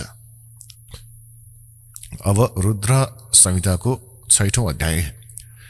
ब्रह्माजीले भन्नुभयो, ब्राह्मण देव शिरोमणि, तिमी सदा समस्त जगतको उपकारमा नै लागिरहन्छौ। तिमीले मानिसहरूको हितको कामनाले यो राम्रो कुरा सोध्यो। जुन समयमा समस्त चराचर जगत नष्ट भइसकेको थियो, सर्वत्र केवल अन्धकारै अन्धकार थियो, न सूर्य देखिन्थ्यो न चन्द्रमा, अन्यान्य ग्रह र नक्षत्रहरूको त झन् नामो निशान पनि थिएन, न दिन हुन्थ्यो न रात, अग्नि, पृथ्वी, वायु र जलको कुनै सत्ता थिएन। त्यो समय तत्सत ब्रह्म, यो श्रुतिमा जुन सत सुनिन्छ, एकमात्र उही शेष थिए। अब पृष्ठ 100मा संक्षिप्त शिवपुराण रुद्र संहिता हामी पढिरहेछौं। जुन परब्रह्मको विषयमा ज्ञान र अज्ञानले पूर्ण उक्तिहरूद्वारा यस प्रकार विकल्पहरू गरिन्छ, उनले केही कालपछि द्वितीयको इच्छा प्रकट गरे। उनको भित्र एकबाट अनेक हुने एउटा इच्छा जागृत भयो। तब ती निराकार परमात्माले आफ्नो लीला शक्तिले आफ्नो लागि मूर्तिको कल्पना गरे। जुन मूर्ति रहित परम ब्रह्म हो, उसैको मूर्ति भगवान सदाशिव छन्। अर्वाचीन र प्राचीन विद्वान उनैलाई ईश्वर भन्दछन्। त्यो समय एकाकी रहेर स्वेच्छानुसार विहार गर्ने ती सदाशिवले आफ्नो विग्रहले स्वयं नै एउटा स्वरूपभूत शक्तिको सृष्टि गरे, जो उनको आफ्नै श्री अङ्गबाट कहिले पनि अलग हुनेवाला थिएन। ती पराशक्तिलाई प्रधान प्रकृति। अब ध्यान गर्नुस्, यी को हुन्? यी दुर्गा हुन्, जो यस कालको शरीरबाट निस्किन्। त्यो समय एकाकी रहेर स्वेच्छानुसार विहार गर्ने ती सदाशिव को हुन्? काल हुन्। आफ्नो विग्रहबाट स्वयं नै एक स्वरूपभूत शक्तिको सृष्टि गरे। यो ब्रह्माजी भन्दै हुनुहुन्छ। अब परमेश्वर कबीरजीले भन्नुभयो कि कालले दुर्गालाई खाइदिएका थिए। उनको पेटबाट परमेश्वर कबीरजीले यिनलाई अलग गरे। यहाँ यिनको मिल्दो जुल्दो जस्तै कुरा छ कि कबीर परमेश्वरजीले ब्रह्माजीलाई यो ज्ञान सुनाउनु भएको थियो। र ब्रह्माजीले केही आफ्नो अनुभव र केही कवीरजीको ज्ञान मिलाएर यसलाई अगाडि भन्नुभएको थियो। त्यो समय एकाकी रहेर स्वेच्छानुसार विहार गर्ने ती सदाशिवले आफ्नो विग्रहबाट स्वयं नै एक स्वरूपभूता शक्तिको सृष्टि गर्नुभयो, जो उनको आफ्नै श्रीअङ्गबाट कहिले पनि अलग हुनेवाला थिएन। ती पराशक्तिलाई प्रधान प्रकृति, गुणवती, माया, बुद्धि तत्वको जननी तथा विकार रहित बताइएको छ। ती शक्तिलाई अम्बिका भनिएको छ। उसैलाई हामी प्रकृति, यो ध्यानले याद राख्नुहोस्, दुर्गालाई प्रकृति भनिन्छ। सर्वेश्वरी, त्रिदेव जननी,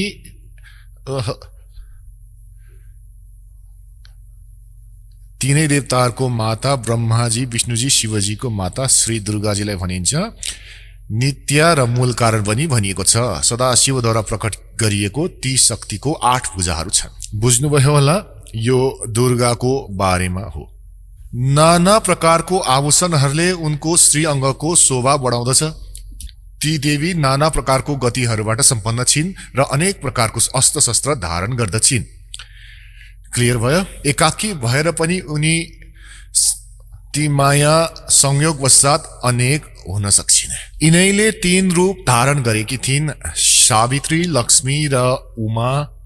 ब्रह्मा, विष्णु र शिवजीसँग विवाह भएको थियो। एकाकिनी भएर पनि ती माया संयोगवशात अनेक हुन सक्छिन्। ती जो सदाशिव छन्, यो सर्वपुरुषको बारेमा जानकारी हो। ब्रह्मा, विष्णु र महेशको पिताको विषयमा उनलाई परमपुरुष, ईश्वर, शिव, शम्भु र महेश्वर भनिन्छ। अब हेर्नुहोस्, 101 पृष्ठमा छ रुद्र संहिताको 6औं अध्याय हामी पढ्दैछौँ।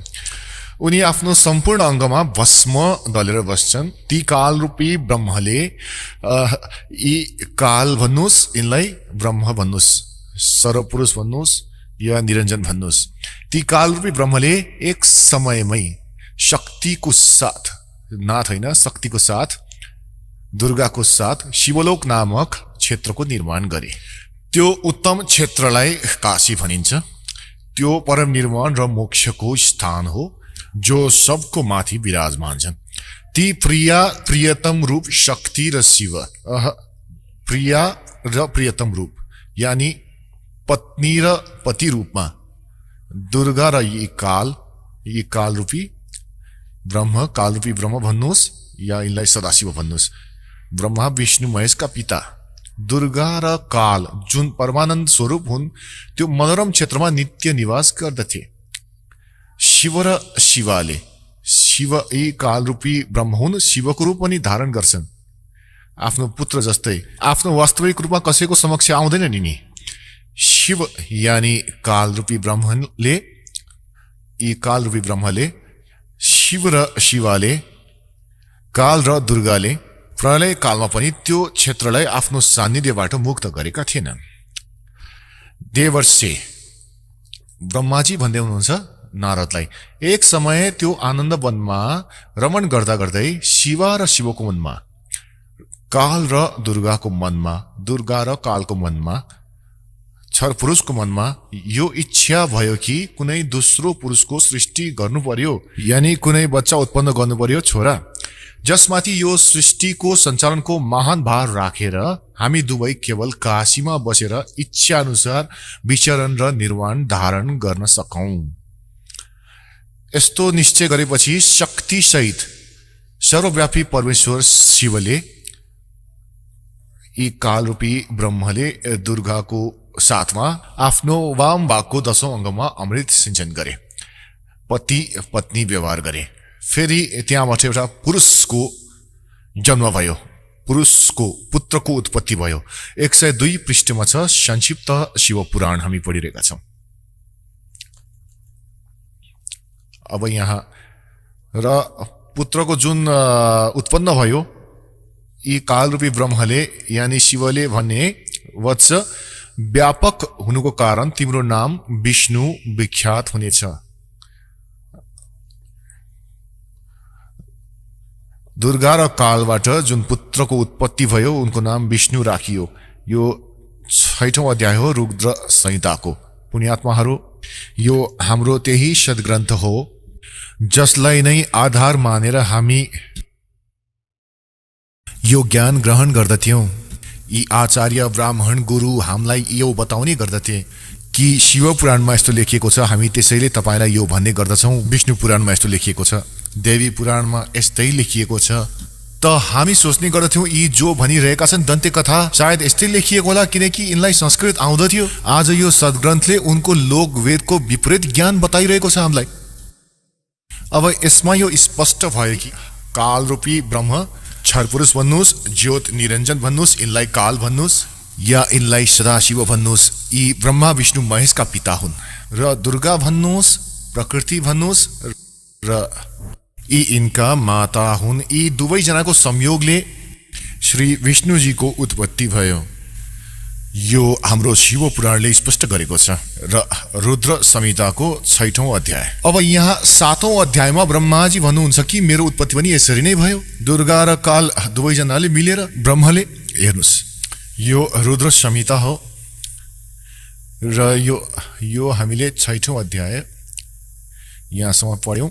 अब 7औं हेरौं, 103 पृष्ठमा छ। ब्रह्माजी भन्नुहुन्छ देवर्षि, ब्रह्माजी भन्नुहुन्छ नारदलाई देवर्षि। तत्पश्चात कल्याणकारी परमेश्वर साम्ब सदाशिवले पूर्ववत प्रयत्न गरेर, यानी कि जसरी विष्णुजीलाई उत्पन्न गरेका थिए, मलाई आफ्नो दाहिने अङ्गबाट उत्पन्न गरे। ती परमेश्वरले मलाई तुरन्तै आफ्नो मायाबाट मोहित गरेर नारायण देवको नाभि कमलमा राखिदिए र लीलापूर्वक मलाई त्यहाँबाट प्रकट गराए। यस प्रकार त्यो कमलको पुत्रको रूपमा म हिरण्य गर्भको जन्म भयो। अब पुण्यात्माहरू यहाँनिर अनुवादकर्ता अलिकति विचलित भएका छन्। अब उनले सोचे कि अब शिवबाट शिवकै उत्पत्तिको बारेमा कसरी लेखौं, किनकि अनुवादकर्ता पनि तत्त्व ज्ञानबाट परिचित थिएन। तर सत्य लुकाएर लुक्दैन। चोर चोरावे तोमडी गड्डे पानी में, वो गड्डे व उपरावेण सच्चाई छानिन। अब हेर्नुहोला, यही रुद्र संहिता नै हामी पढिरहेका छौं। श्री शिव पुराणमा प्रमाण देखाउँछु तपाईलाई। यो त्यही रुद्र संहिता चलिरहेको छ।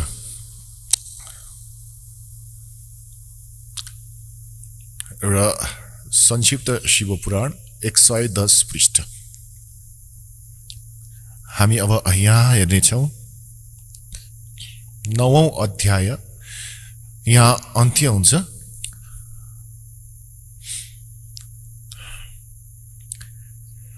यस प्रकार ब्रह्मा विष्णु तथा रुद्र यी तीनै देवताहरूमा गुण छ। यस प्रकार ब्रह्मा विष्णु तथा रुद्र यी तीन देवताहरूमा गुण छ, तर शिव गुणातीत मानिन्छन्। यी तीनै ब्रह्मा विष्णु र रुद्र यी काल रूपी ब्रह्म यी तीनबाट अलग छन्। 4 भए, अझै स्पष्ट गर्नेछौं।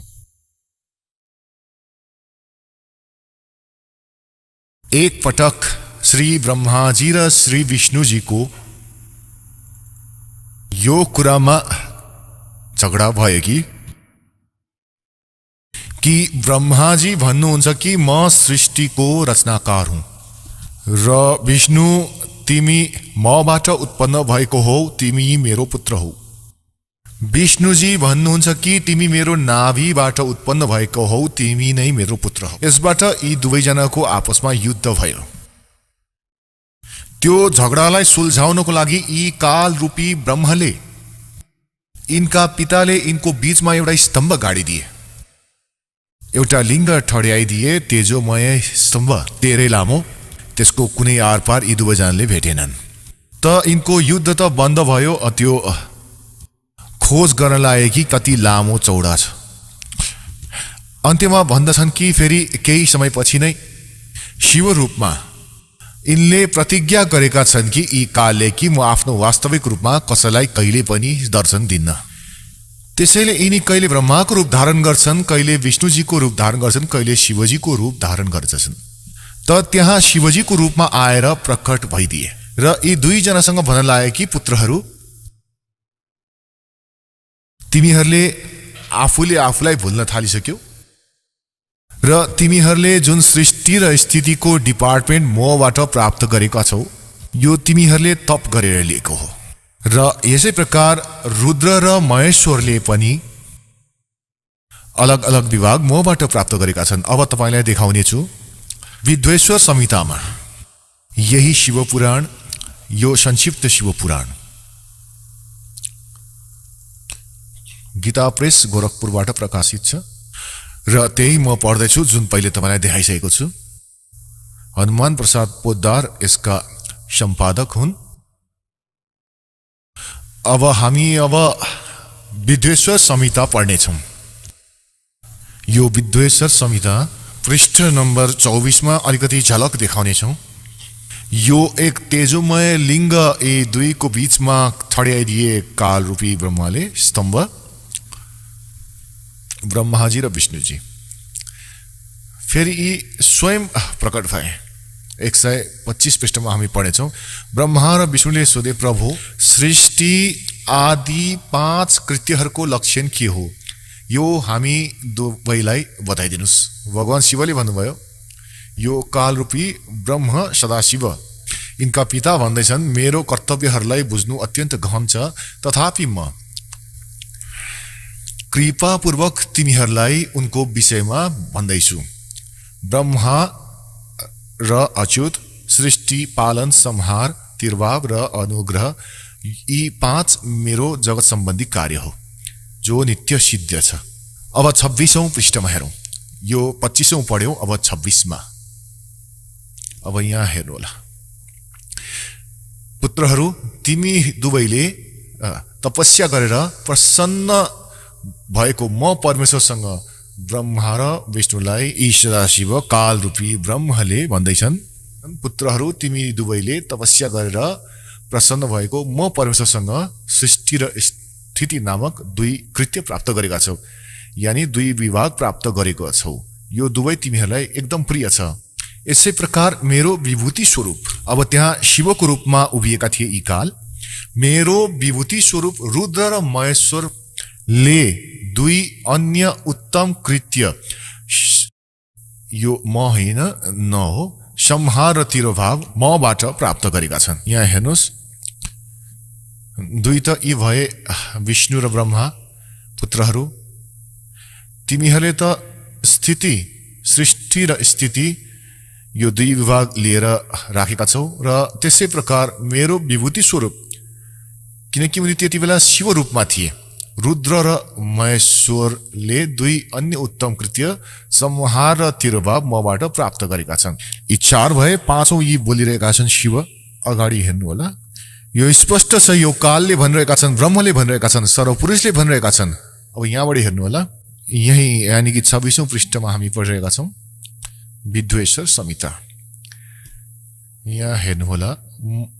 मैले पूर्वकालमा आफ्नो स्वरूपभूत मन्त्रको उपदेश गरेको थिएँ, जुन ओमकारको रूपमा प्रसिद्ध छ।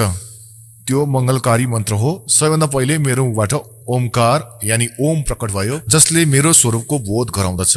ओमकार वाचक हो र म वाच्य हुँ। यो मन्त्र मेरो स्वरूप हो। प्रतिदिन ओमकारको निरन्तर स्मरण गरेमा मेरो सदा स्मरण हुँदछ।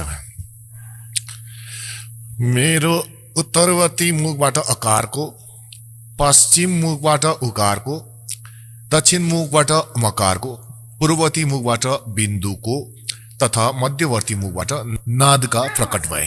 यी 5 अक्षरबाट, यस प्रकार यी 5 अवयवहरूबाट युक्त ओमकारको विस्तार भएको हो। यो सबै अवयवहरूबाट एकीभूत भएर त्यो प्रणव ओम नामक 1 अक्षर बनेको छ।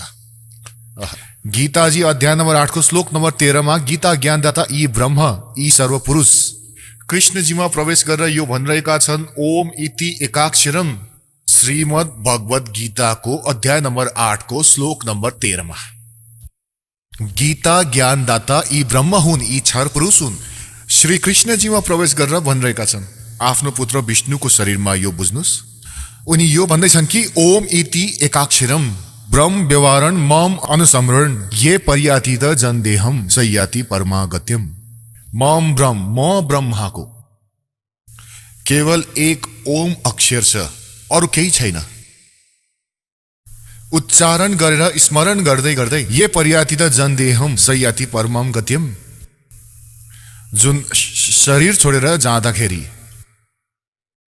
यसको स्मरण गर्दै गर्दै जान्दछ, यानी अन्त्य समयमा पनि यसैको स्मरण गर्दै गर्दै शरीर छोड्दछन्। सयाति परमाम गत्यम, यो मेरो ओम नामले जुन लाभ प्राप्त हुन्छ त्यो परम गति प्राप्त हुन्छ। यसबाट सिद्ध भयो कि गीताजीलाई यो कालले नै भनिरहेका छन् जो ब्रह्मा विष्णु शिवका पिता हुन्। र अब अगाडि हेर्नुहोस्, यहाँ गडबडी कहाँ गरेका छन् अनुवादकर्ताहरूले, यहाँ गलत मन्त्र राखिदिएका छन्। हामी यो यहाँ पढिरहेका छौँ, यी सबै अवयवहरूबाट एकीभूत भएर त्यो प्रणव ओम नामक एक अक्षर हुँदछ।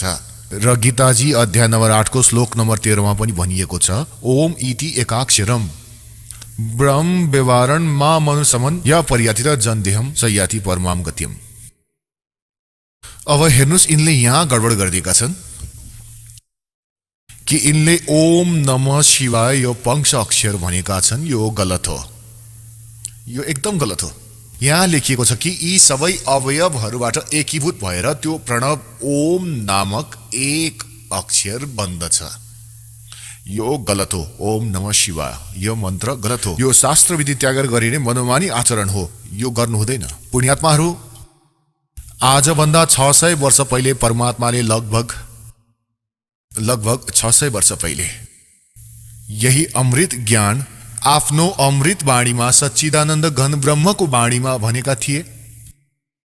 श्रीमद् भगवत गीताको अध्याय नम्बर 4 को श्लोक नम्बर 25 देखि 31 सम्म जुन पनि साधनाहरू जुन साधकहरूले गरेका छन्, कसैले देवताहरूको पूजा गरेका छन् र कसैले सबै अध्याय गर्दछन्, कसैले प्राणायाम आदि मात्र गर्दछन् र कोही प्रत्यक्ष अहिंसावादी व्रत गरेर नै आफ्नो साधनाहरू गर्दछन्, जस्तो मुखमा पट्टी बाँधेर खाली खुट्टा हिँड्दछन्। कोही स्वाध्याय गर्दछन्, गीताजीको नित्य पाठ गर्दछन्, वेदहरूको पाठ गर्दछन्, कसैले कोही कुनै प्रकारको। भनिन्छ प्रत्येक साधक आफ्नो आफ्नो साधनालाई पाप नाशक भनी जान्दछन्।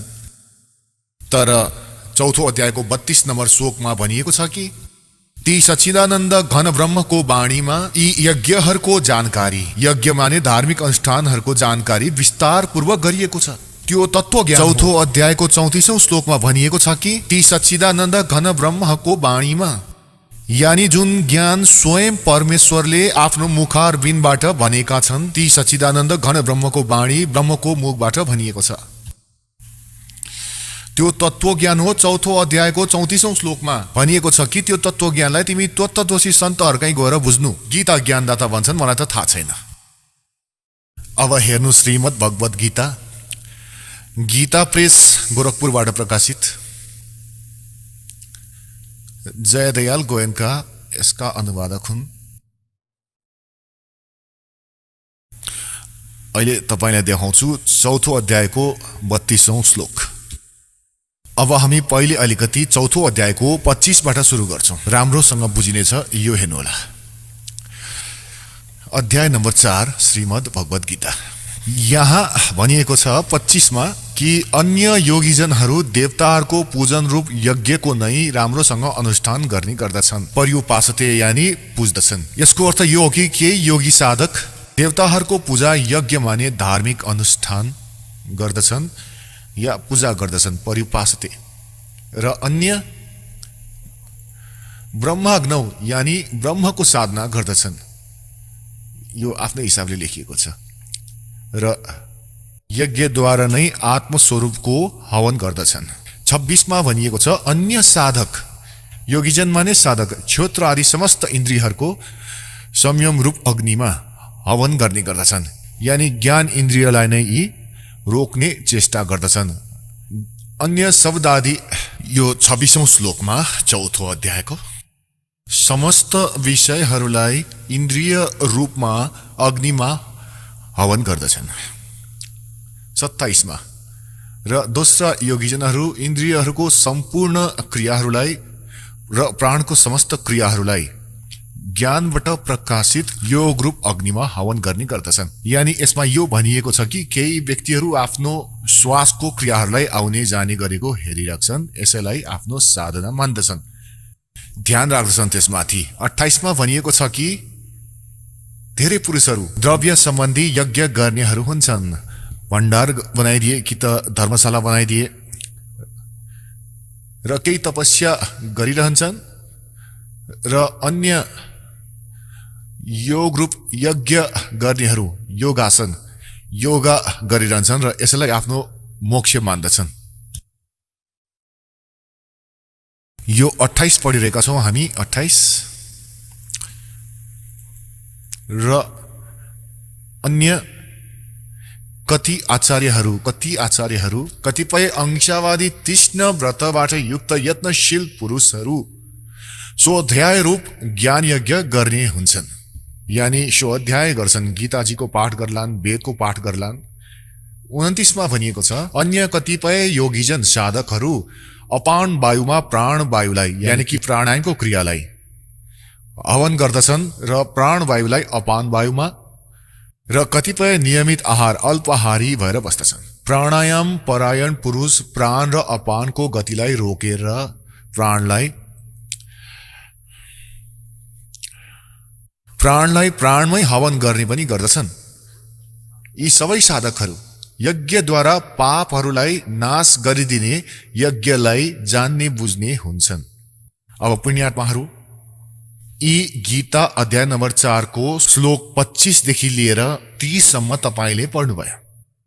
यसको मतलब भाव यो हो कि यहाँ कि कोही यस्तो साधना गर्दछन्, कोही उस्तो साधना गर्दछन् र सबै साधक आफ्नो साधनाहरूलाई पाप नाशक भनी भन्दछन्। यदि उनीहरूले यो बुझुन् कि साधना ठीक छैन, थाहा भयो भने त कसैले पनि नगरोस् यसलाई। त अब भनिएको छ कि चौथो अध्यायको 31 नम्बर श्लोकमा भनिएको छ कि जो साधना गर्दै गर्दैनन्, भक्ति नै गर्दैनन्, उनीहरूलाई न यहाँ सुख न परलोकमै सुख। अब चौथो अध्यायको 32औं श्लोकमा भनिएको छ कि जुन साधनाहरूको वर्णन यज्ञको 25 बाट लिएर र 30 सम्म गरिएको छ, यस प्रकारको अनेक प्रकारको विस्तारसँग यज्ञहरूको जानकारी, यज्ञ माने धार्मिक अनुष्ठानहरूको जानकारी सच्चिदानन्द घन ब्रह्मको बाणीमा विस्तारसँग गरिएको छ। ब्रह्मणे मुखे। अब यहाँ अनुवादकर्ताले उनलाई चौथो अध्यायको 32औं श्लोकमा गडबडी गरिदिए अज्ञानताको कारण। उनीहरूले ब्रह्मणे मुखेको अर्थ लेखिदिए ब्रह्मको बाणी लेख्नु थियो सच्चिदानन्द घन ब्रह्मको बाणी, यानी जो वेदबाट अन्य छन्। किनकि श्रीमद् भगवत गीताको ज्ञान वेदहरूको नै हो र यसमा 2 प्रकारको ज्ञान छ। एक त यी ब्रह्मक्षर पुरुषको आफ्नै मत छ र अर्को वेदहरूको ज्ञान छ। जुन वेदवाला ज्ञान छ त्यो वेदसँग तुलना गरियो भने त्यो त सही छ, र जुन युद्ध गराउनको लागि यिनले केही अड्कलहरू लगाएर भनेका छन् कि यो मेरो मत हो, यस्तो साधना जे जति यिनले ज्ञान दिएका छन्, त त्यो मत यिनको पनि मत अलमल छन् यिन पनि। किनकि स्वयं भन्दैछन् कि त्यो तत्त्वज्ञानलाई तत्त्वदर्शी सन्तहरूका गएर नै सम्झिनु। यिनलाई कम्प्लिट नलेज छैन आध्यात्मिक ज्ञानहरूको। गीता ज्ञानदातालाई पनि कम्प्लिट नलेज छैन। यसबाट सिद्ध हुन्छ। अब हेर्नुहोला चौथो अध्यायको 31 र 32औं श्लोक। श्रीमद् भगवत गीता चौथो अध्यायको 30 सम्म हामीले पढ्यौं। 31 मा यति मात्र भनिएको छ कि हे कुरुश्रेष्ठ अर्जुन, यज्ञबाट बचिएको अमृतको अनुभव गर्ने योगीजन यानी शास्त्र अनुकूल साधना गर्नेहरू सनातनम ब्रह्म यान्ति। गीता ज्ञानदाता भन्दा पनि अन्य हुनुहुने सनातन ब्रह्म अविनाशी परमात्मालाई प्राप्त हुँदछन्। यज्ञ नगर्ने पुरुष को लागि त यो मनुष्य लोक पनि सुखदायक छैन, त परलोक कसरी सुखदायक हुन सक्छ। अब 32 मा चौथो अध्यायको अब 32औं श्लोकमा यहाँ गडबड भएको छ। एवं बहुविधा यज्ञ विततः ब्रह्मणे मुखे। इनले यो ब्रह्मणे मुखेको अर्थ यहाँ गलत गरिदिए र यस प्रकार अरु पनि थुप्रै किसिमका यज्ञ माने धार्मिक अनुष्ठानको जानकारी ब्रह्मणे मुखेको अर्थ गरिदिए, वेदको बाणी यहाँ गलत गरिदिए। यहाँ विचलन भयो। अब हेर्नुहोस्, ब्रह्मणे को अर्थ हेर्नेछौँ यिनैद्वारा 17औं अध्यायको 23औं श्लोकमा। आहा, अब पुण्यात्माहरू यो हेर्नुहोला, यो अध्याय नम्बर, यो 17औं अध्याय हो, अध्याय नम्बर 17, 23औं श्लोकमा श्रीमद् भगवत गीता। ओम तत् सत् इति निर्देशः ब्रह्मणे त्रिविधः स्मृतः। अब यहाँ ओम ओम तत् तत् सत् सत् इति माने यो यस्तो, त्रिविधः तीन प्रकारको, ब्रह्मणे माने सच्चिदानन्द घन ब्रह्मको नाम भनिएको छ। ब्रह्मणे माने सच्चिदानन्द घन ब्रह्म, यानी परम अक्षर ब्रह्म, पूर्ण परमात्मा, सच्चिदानन्द घन ब्रह्म। अब फेरि आउँ 4औं अध्यायको 32औं श्लोकमा। यो 32औं श्लोक।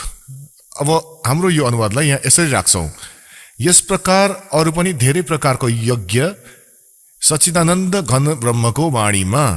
अब यहाँ अर्थ निस्कियो, विस्तारपूर्वक भनिएको छ। यी भन्छन् वेदको वाणीमा, वेदको ज्ञान त गीतामा छ, जुन गीता ज्ञानदाताले दिएकै छन्।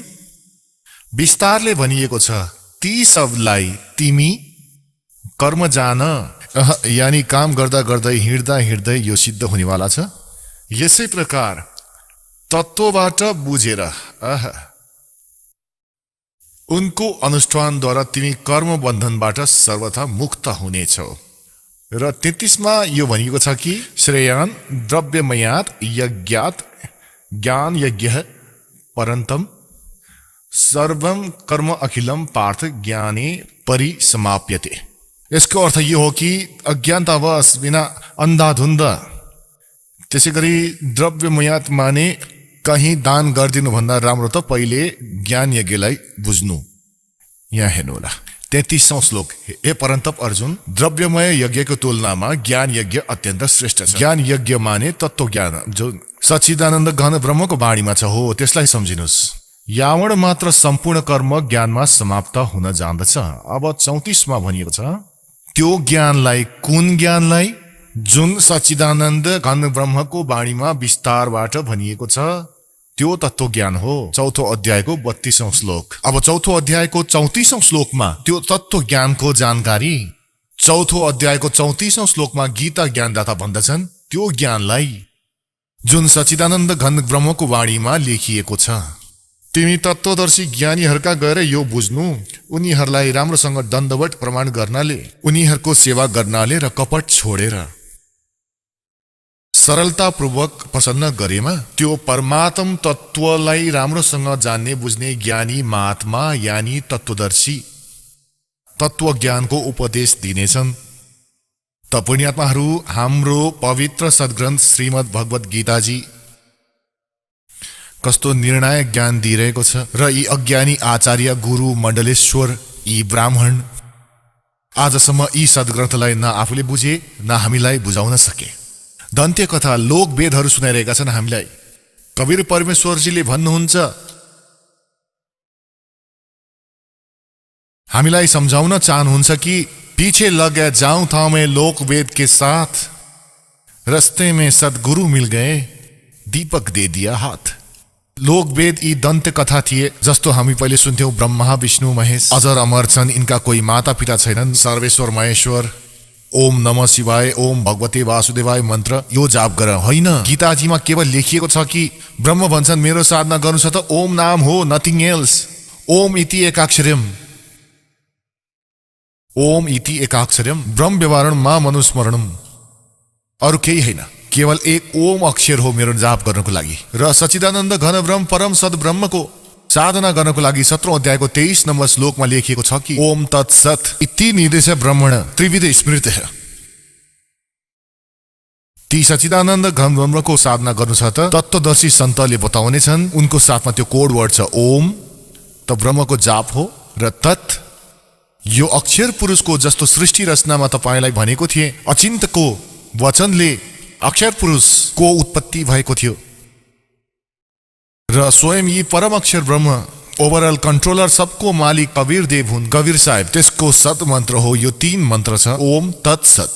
ओम ब्रह्म सर्वपुरुषको सर्वब्रह्मको र यो अक्षर पुरुषको यो सांकेतिक छ र सत यो परम अक्षर पुरुष सच्चिदानन्द घन ब्रह्मको मन्त्र हो जाप गर्ने। यी तीनै जनाको एकत्रित साधना गर्नु पर्दछ र यसबाट ती परम पिता पर ब्रह्मको प्राप्ति हुँदछ। परम अक्षर ब्रह्मको यो तत्र सत सांकेतिक शब्द हो। यो दासले भन्न सक्दछ, अरु कसैसँग पनि यो मन्त्र छैन। र यो दाससँग मन्त्र प्राप्त गरेर यदि कोही स्वयं नै स्वयंभू गुरु बन्दछ भने त्यो तपाईको शत्रु हो। ती नकली डुप्लिकेट यानी नकली अनि डुप्लिकेट लाइसेन्स अर्थात पासपोर्ट बनाइरहेका छन्। तपाईलाई पनि अपराधी र तपाईलाई पनि दोषी बनाइरहेका छन्। अब ती सच्चिदानन्द घन ब्रह्मको वाणीमा ओहो आजभन्दा 600 वर्ष पहिले लेखिएको थियो त्यो देखाउने छु कबीर सागरमा। यो हेर्नुहोला त्यो सच्चिदानन्द घन ब्रह्मको वाणी कबीर वाणी। यो कबीर सागर हो। यो हेर्नुहोला कति मोटो छ, कति मोटो, कति यसमा विस्तारपूर्वक लेखिएको छ र यो कबीर सागर हो। यसको 11 भाग छ। खेमराज श्री कृष्णदास प्रकाशन बम्बई यहाँबाट प्रकाशित छ। कबीर सागर ज्ञान सागर प्रथम खण्ड। कबीरपन्थी भारत पथिक स्वामी योगलानन्द बिहारीद्वारा परिष्कृत। यो कबीरपन्थीहरूले ठिक गरिरहेका छन् यसलाई। मुद्रम एवं प्रकाशक खेमराज श्री कृष्णदास, अध्यक्ष श्री वेंकटेश्वर प्रेस, खेमराज श्री कृष्णदास मार्ग मुम्बई। अब यसमा देखाउनेछु तपाईलाई। अब हेर्नुहोला पृष्ठ नम्बर, यो हो ज्ञानबोध। कबीर सागरमा ज्ञानबोध 20 पृष्ठमा ज्ञानबोध र यहाँ छ बोध सागर। ज्ञानबोधमा बोध सागर यो 21 पृष्ठमा छ। परमात्मा कबीर साहबले आफ्नो प्यारो आत्मा धर्मदासलाई बताउनु भयो। धर्मदास ये जग बोराना कोई न जाने पद निर्वाण। निर्वाण पद माने मोक्ष मार्ग।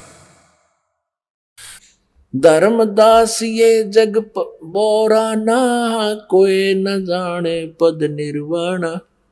यही कारण मैं कथा पसारा जग से कहिए वो राम नियारा। यो नाम गलतसँग लेखेको छ, राम हो। प्रिंट होइसे। यही ज्ञान जग जीव सुनावो सब जीवों का भरम नसाओ। अब मैं तुमसे कहूँ चिताई त्रिदेवन की उत्पत्ति भाई। तीनै देवता ब्रह्मा विष्णु महेशको जन्म बताउने छु कसरी भयो। कुछ संक्षेप कहूँ गहुराई सब संशय तुमरे मिट जाई। भरम गए जग वेद पुराना आदि राम का भेद न जाना। ये राम है। राम राम सब जगत बखाने आदि राम कोई बिरला जाने। यी कबीरपन्थीहरू पनि विचलित थिए। यिनले पनि बुझेनन् परमात्मालाई। यहाँ मिसप्रिन्ट गरिएको छ। आफ्नो सोचबुझले गल्ती गरेका छन्, गडबडी गरेका छन्। त्यसको लागि गरीबदास साहेबजीलाई परमात्माले ज्ञान दिएर यसलाई सुचारू गराएका छन्। यहाँबाट स्पष्ट छ कि राम राम सब जगत कहे। आदि राम माने सनातन परमात्मा सच्चिदानन्द घन ब्रह्मलाई भनिन्छ। उनलाई भन्छन् कोही बिरला जाने।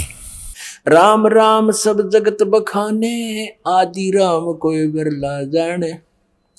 ज्ञानी सुने सो हृदय लगाई मूर्ख सुने तो गम न पाई। भन्दै हुनुहुन्छ कि म भन्न जाँदैछु ब्रह्मा विष्णु महेशको माता पिता जो बुद्धिमान छन् उनले बुझ्नेछ प्रमाणहरूलाई देखेर, र मूर्खले त मान्ने भएनन्। उनीहरूको त बानी नै हुन्छ जे पनि बोलिहाल्ने।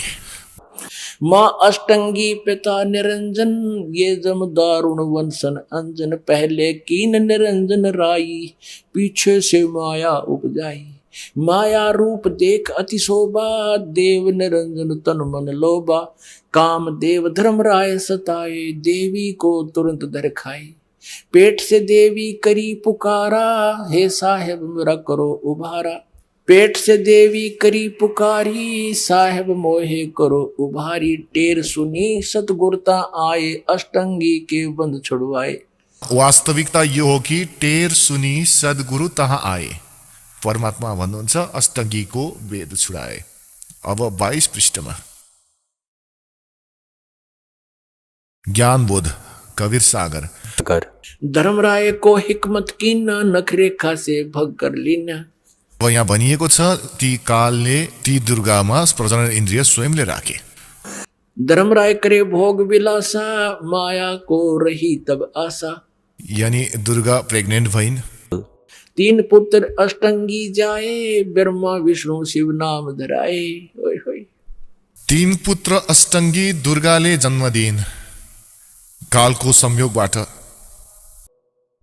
ब्रह्मा विष्णु और शिव नाम धराए। 3 देव विस्तार चलावे इनमें ये जग धोखा खावे।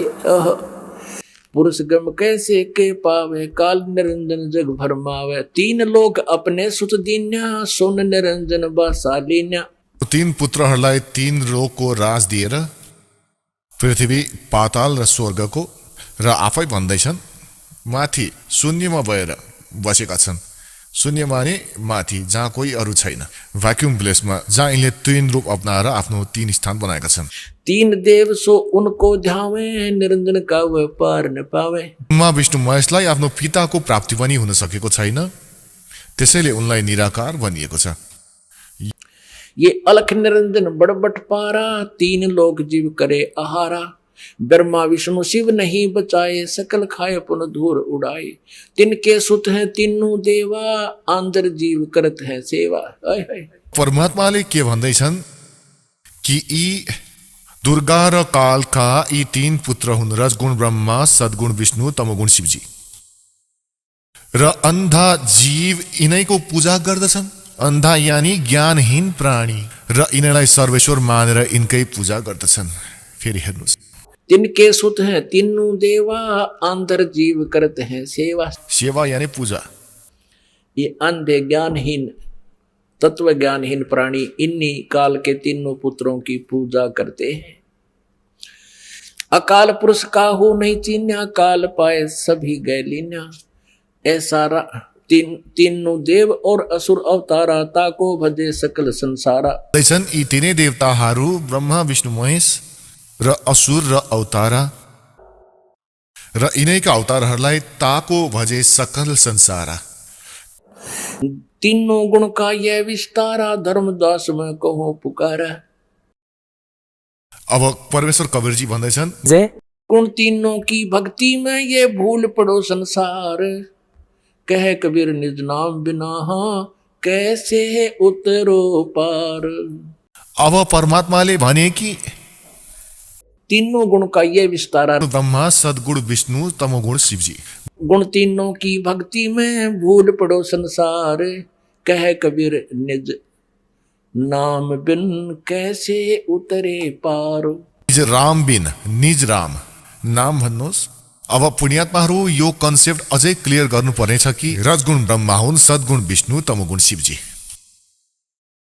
अब फेरि गीताजीको अलिकति भेद तपाईलाई दिन्छु। गीताजीमा यही प्रमाण छ 3 जनाको रचनाको जन्मको। यो हेर्नुहोला मार्कण्डेय पुराणमा यो 3 गुण के हो यो देखाउँछु। यो मार्कण्डेय पुराण गीता प्रेस गोरखपुरबाट प्रकाशित। गीता प्रेस गोरखपुरबाट प्रकाशित। यसको 123 पृष्ठमा तपाईलाई देखाउँछु। यो पृष्ठ 123 र यहाँ हेर्नुहोला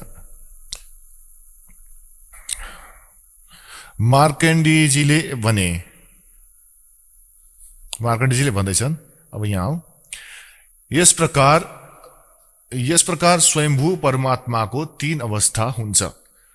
रजोगुण प्रधान ब्रह्मा, तमोगुण प्रधान रुद्र र सत्वगुण प्रधान विश्वपालक विष्णु हुन्। यी नै 3 देवता हुन् र यिनै 3 गुण हो। कति स्पष्ट छ, यहाँ कन्सेप्ट क्लियर भयो। अरू पनि क्लियर गर्दैछु किनकि जबसम्म यो कन्सेप्ट राम्रोसँग क्लियर हुँदैन कि रजगुण ब्रह्मा सद्गुण विष्णु तमोगुण शिवजी तबसम्म यो कुरा स्पष्ट हुने छैन कि गुण 3 की भक्ति में ये भूल पड़ो संसारे। कह कबीर निज नाम बिना कैसे उतरो पार।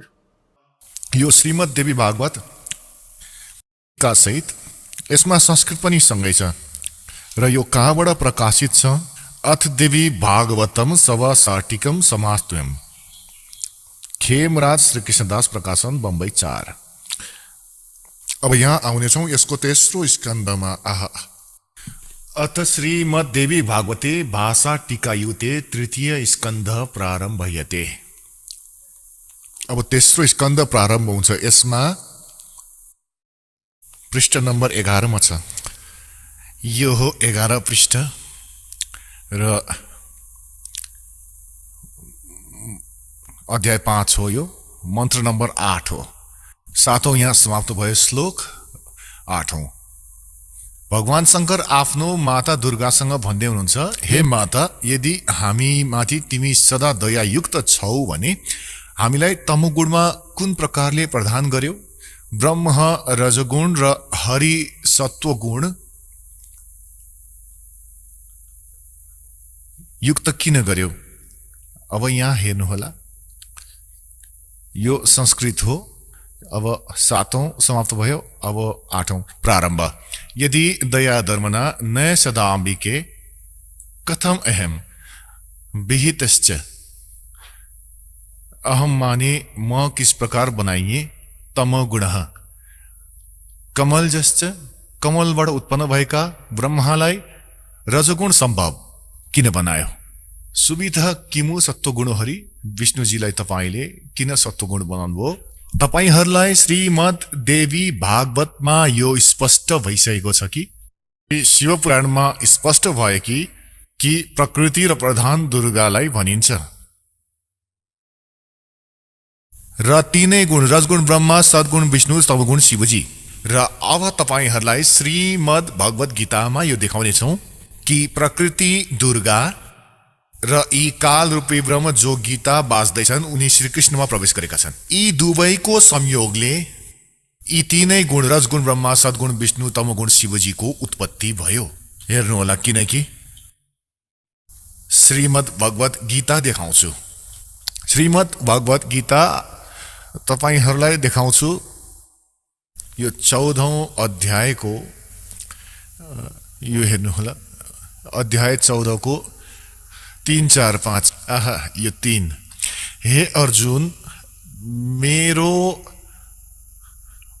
महत ब्रह्मरूप मूल प्रकृति दुर्गा सबै प्राणी भूत यानी प्राणी योनि अर्थात गर्भधान स्थान हो र म त्यो योनिमा चेतन समुदाय रूप गर्भको स्थापना गर्दछु। त्यो जड चेतनको संयोगले सब प्राणीहरूको उत्पत्ति हुँदछ, भूतहरूको उत्पन्न हुँदछ। 4 मा, हे अर्जुन, नाना प्रकारको सब योनिहरूमा शरीरहरूमा जति पनि मूर्तिहरू अर्थात शरीरधारी प्राणीको उत्पन्न हुँदछ प्रकृति ती सबको गर्भधारण गर्ने माता हुन्। ती सबको दुर्गा उनको माता हुन् र म बीजको स्थापना गर्ने पिता हुँ।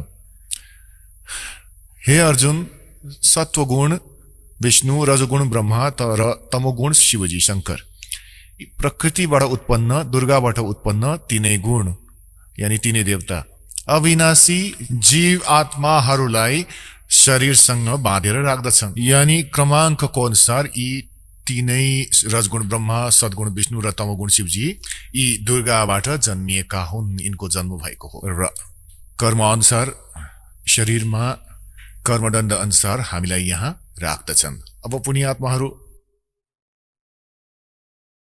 परमात्माले भन्नुहुन्थ्यो, भन्दछन् कि मेरो ये दुनिया अजब दीवानी, मेरी कही एक न मानी। के भन्नुहुन्थ्यो परमात्माले? निरंजन धन तेरा दरबार, निरंजन धन तेरा दरबार, जहाँ पर तनिक न न्याय विचार। कबीर परमेश्वर पूर्ण ब्रह्म परम पूज्य कबीर परमेश्वर जी 600 वर्ष पहिले भन्दै रहनुभयो, काल तेरो नाश भइहालोस्, तैँले कस्तो अत्याचार गरेको छस्। ज्योति निरञ्जनलाई भन्ने गर्दथे कि तेरो यस श्लोकमा तनिक पनि न्याय छैन, तैले सबलाई भ्रमित गरिरहेको छस्, तैले झुटको आधारमा यहाँ रोकेर राखेको छस् र यी झुटा गुरुहरूको माध्यमबाट झुटो ज्ञान तैले जनताहरूको अन्तस्करणमा भरिदिएको छस् र यी सिधा सादा जनता यो झुटलाई साँचो मान्दछन् र मेरो कुरा चाहिँ सुन्दैनन्। निरंजन धन तेरा दरबार, निरंजन धन तेरा दरबार, जहाँ पर तनिक न न्याय विचार। वैश्या ओढ़े मुल मुल खासा, गल मोतियों के आर। वैश्या ओढ़े मुल मुल खासा, गल मोतियों के हार। पति भरता को मिले न खादी, ये सूखा निरस आहार। निरंजन धन तेरा दरबार, निरंजन धन तेरा दरबार, जहाँ पर तनिक न न्याय विचार। पाखंडियों की पूजा जग में, संत को कहें लबाड़े। पाखंडी की पूजा जग में, संत को कहें लबाड़े। अज्ञानी को परम विवेकी, और ज्ञानी को मूढ़ गंवार। निरंजन धन तेरा दरबार, निरंजन धन तेरा दरबार, जहाँ पर तनिक न न्याय विचार। कह कबीर सुनो भाई साधो, या सब उल्टा व्यवहार। कहे कबीर सुनो भाई साधो, या सब उल्टा व्यवहार।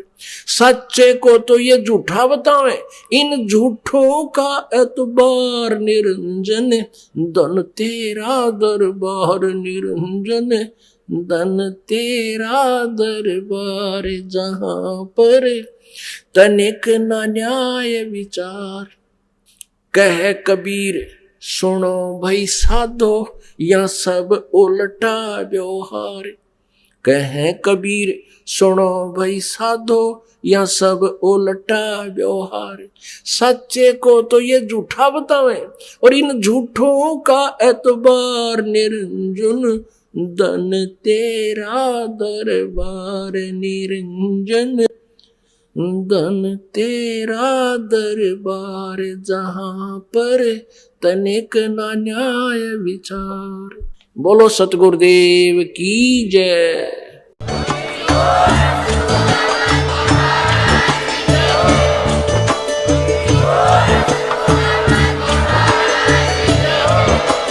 आप सुन रहे थे जगत गुरु तत्वदर्शी संत रामपाल जी महाराज जी के मंगल प्रवचन। अधिक जानकारी के लिए विजिट कीजिए हमारी वेबसाइट www.jagatgururampalji.org। संत रामपाल जी महाराज जी के शुभ आशीर्वाद से पूरे विश्व भर में 500 से भी ज्यादा नाम दीक्षा केंद्र हैं, जिन पर संत रामपाल जी महाराज जी द्वारा ऑनलाइन निशुल्क नाम दीक्षा दी जा रही है। अपने नजदीकी नाम दीक्षा केंद्र का पता करने के लिए संपर्क करें 8222880541।